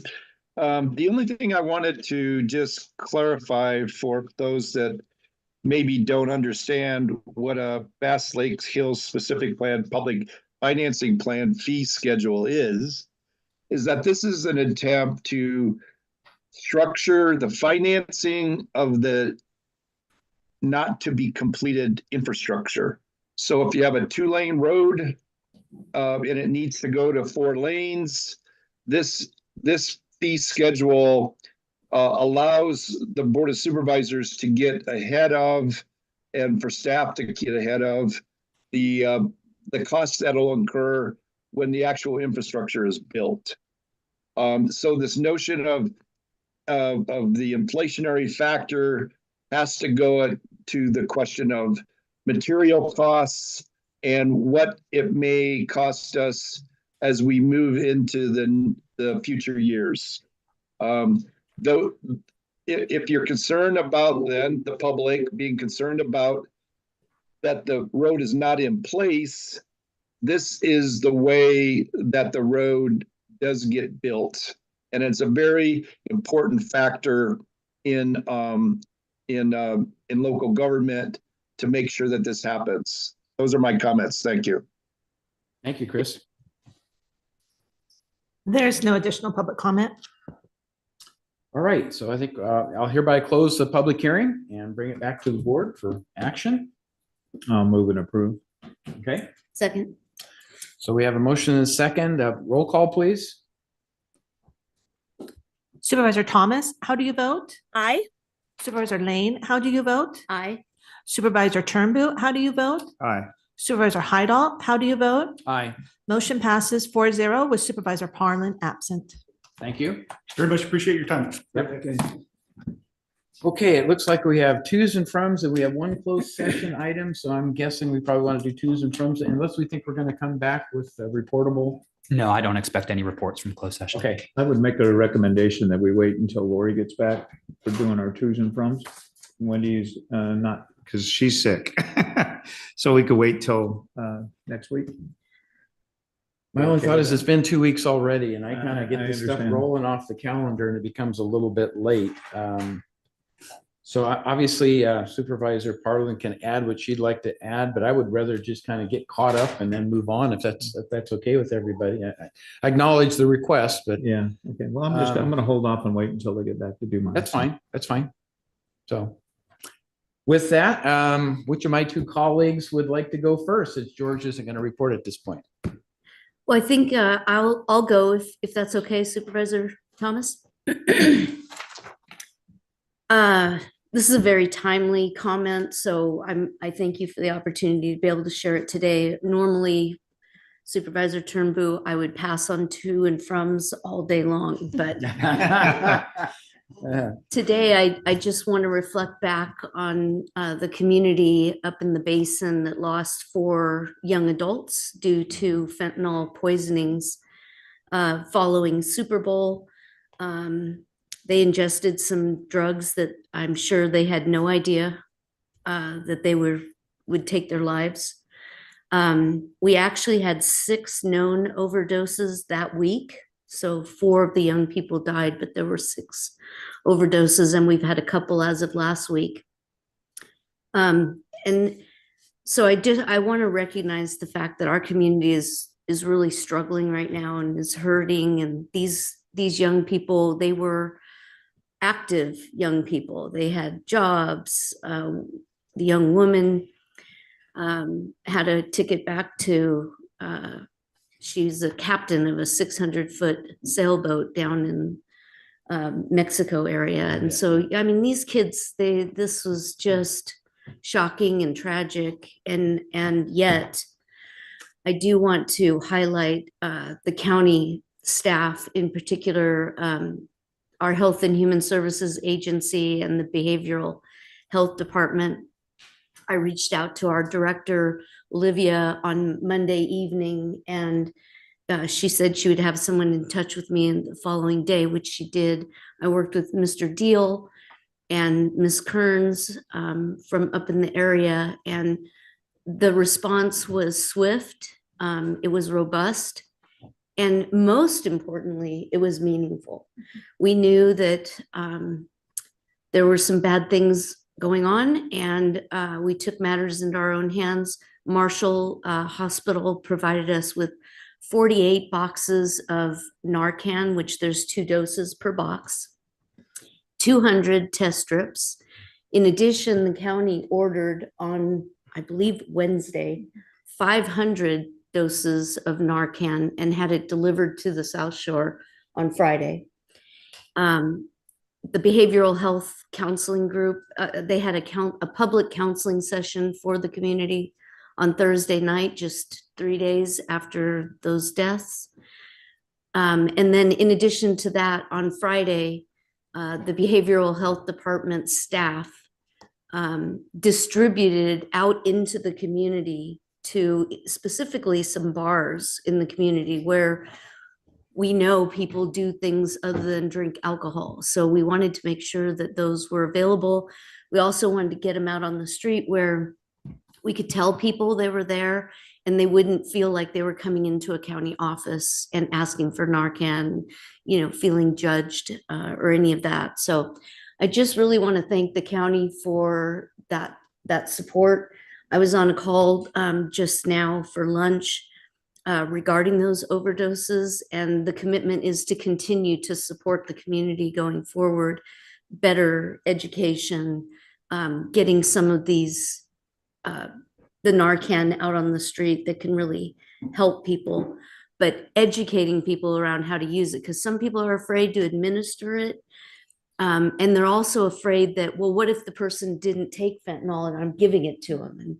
And the truth around all of that is that if there is not fentanyl in the person's system, Narcan won't affect it one way or the other. So it's better to give it and be unsure than to try to put that burden on yourself that you're administering it. And maybe are you doing the right thing or the wrong thing? It will not hurt a person who doesn't have fentanyl in their system, but it could save their life if they do. So I just really want to thank the county for your support and your ongoing support.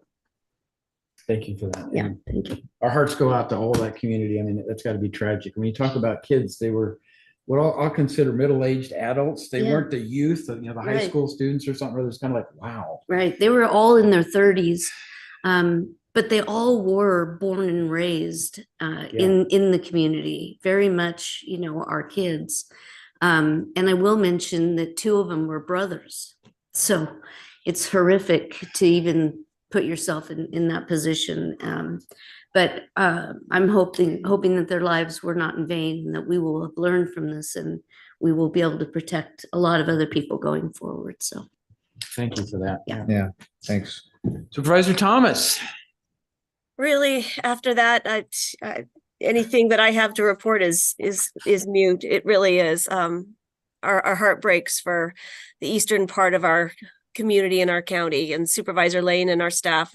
We thank you for sharing that with us and echo your strong gratitude for our county family that wrapped around this community. And so it was really good to hear. I'd like to reserve my comments for the end and close in memory of a loss of a member of our county family at the end of the meeting. So at this point, I have nothing else to add. So thank you. Thank you, Wendy. I'm going to be very quick. I have 4 items. Our CDAC ad hoc committee continues to meet. We've received a draft set of bylaws from the committee. They're proposing a name change. The name that they're proposing is SEED, Strategic Economic Enhancement Development Committee. And I've read through the bylaws, and I think Supervisor Turnbull has as well. And we were pleased with the outcome, given the direction from the board and given the guidance that we provided, that I think when that is brought to the board, that there will be good discussion on the changes that are being made and why they're being made, and And then we can make a decision if we want to do any course corrections or whatever, but move on with that. But after many, many months, we're finally getting very close. So I just want to make that known. And then on the 12th of February, I attended a California State Association of Counties and CAL FIRE sponsored event. It was a webinar on wildfire mitigation, which I thought had a lot of good presentations and a lot of good dialogue and things relative to what's coming. And so I've requested through my office to get access to those files so that we can distribute that information. I'll just have Cindy send everybody a link if you want to look at it. But it was, I thought, top notch the way they presented it. And it very much fits with our OWOPR efforts. I mean, it really is tied together and talking about at the state level what they're trying to do, you know, in a similar fashion to what we're doing with OWOPR, but obviously on a larger scale. And then on the 22nd, I attended the California Association of County Treasurers and Tax Collectors. I was invited to be the kind of the introduction, provide history, and just welcome that group of participants to their annual event, which was held in El Dorado Hills. It was held down at the Holiday Inn. And I'm pleased to report that Kathleen Dodge made a presentation on the tourism and the film industry and a lot of things that she's involved with. The videotape actually played really well. So I got to see it a second time without some of the interruptions, but that went over very, very good. And then there was also a representative from the state there to talk about the taxation services they provide, and then also the budget woes that the state is going through. So overall, I think a really, really good constructive meeting. I was able to stay into the early afternoon and just seemed like everybody was enjoying the camaraderie and then also the information distribution. So well done for a treasurer tax collector in terms of being able to host that in El Dorado County. And then lastly, we held the Southeast Connector JPA board meeting last Friday. Nothing new there with the exception that funding continues to come in and we're getting larger and larger sections of that connector route that runs from I-5 all the way to Silva Valley Road interface with Highway 50. So essentially the White Rock and Grant Line Road areas. But this funding has started to increase over time. And so we're still looking at a sizable amount to finish that, but progress is happening. And last year we were really concerned of not having enough funding to really be worthwhile, but it fared well in the end. So with that, I'll leave it there. And our CAO, do you have any comments? Just two quick things. One, the official final draft of the strategic plan it's complete. It is posted on our website. It's on the ribbon that's on the main page, and there's also a link on the main page that you can click to. So thanks to everyone for their help with that. And then I have a request from the Director of Transportation to provide some information on the upcoming storm for this weekend. Mm-hmm. He's a weather forecaster now too? Yeah. And today we are going to have bright skies, but for this weekend, not so much. So good afternoon, Chairman and Supervisors of El Dorado County. Rafael Martinez, Director of Transportation for El Dorado County. Just wanted to let you know that this week we are expecting another heavy storm that is going to take us Wednesday into Saturday. It's going to be another atmospheric river like we had last year. We're anticipating having anywhere between 4 to 5 feet up in the basin, possibly 2 feet in Pollock and a foot in Camino. Currently, we have about we are short-staffed, about 5 people in the basin and about 2 to 3 here in the West Slope. So it is going to tax our resources to its max. But to let all the public know that, please, by all means, if you have or see any issues or concerns, to call our maintenance hotline. I can't state this enough because that is our main resource to get a hold and get informed by the public of what's going on in the field. And that number is 530-642-4909. And that they only have to call once. They're more than welcome to call multiple times, but we're probably going to tell them the same thing that they've already heard. The importance of this is that it gets their priority onto our list and placed onto our priority list. And as you can imagine, we have hundreds of calls during storms like this. We prioritize them in terms of safety and hazards, and we get to them as efficient and as effective as we can. So be patient with us, be diligent, be resourceful, and by all means, use that number to inform your residents that they can get a hold of us whenever possible. Okay? Thank you very So much. Raphael, sandbags is always a thing that people Yes. start getting concerned with. And I know an Office of Emergency Services identified sand, but do you have sandbags and sand and bags available through DOT? That We have would the be bags. provided? They can then get the sand at the local fire stations. Okay. Yes. All right, very good. And that same answer is true for the basin as well. Yes, that is true. Okay. All right. Yes. Good. Thank you. All for righty. that. Yep. Okay. Thank you very much. Hey, Raphael. Okay, so I think we'll do the adjournment thing now, Wendy, if you'd like, and then we'll go ahead and go recess into closed sessions. It sounds like we'll close in closed session, so. All right. Thank you, Supervisor Hydall and my colleagues. And this is a sobering and sad thing. We lost a member of our county family suddenly. And so I was talking within our probation department. I had a chance to talk to our probation officer, Chief Richard, yesterday, and he shared with me this staggering loss. And so I'd like to close today's meeting in honor of Desiree Wright. Desiree was hired on May 12th, 2018 as a legal secretary in our South Lake Tahoe field office. She was promoted to the Legal Secretarial Services Supervisor position on June 5th, 2021. Desiree passed away peacefully at her home on Sunday, February 25th, 2024, and she will be deeply missed by all. In just under 6 years of service with the El Dorado County Probation Department, Desiree built lasting friendships with those who worked closely with her. And although she was a deeply private individual, she had a wicked sense of humor and great taste in music, I'm told. She was a devoted wife, mom, and soon-to-be grandmother. She was also an incredible teammate, and the probation department is grateful for her dedicated service to our community. And I would echo that the Board of Supervisors and the entire county family is also deeply grateful to her service. So would like to close in honor of Desiree Wright. Thank you. Yeah, thank you, Wendy. And may her soul rest in eternal peace. Right. Amen. God bless you. God bless. Yeah, the family and our prayers go out to them in need. So, very good. With that, we will recess into closed session again and conclude things, it sounds like. So thank you all for your participation and your patience.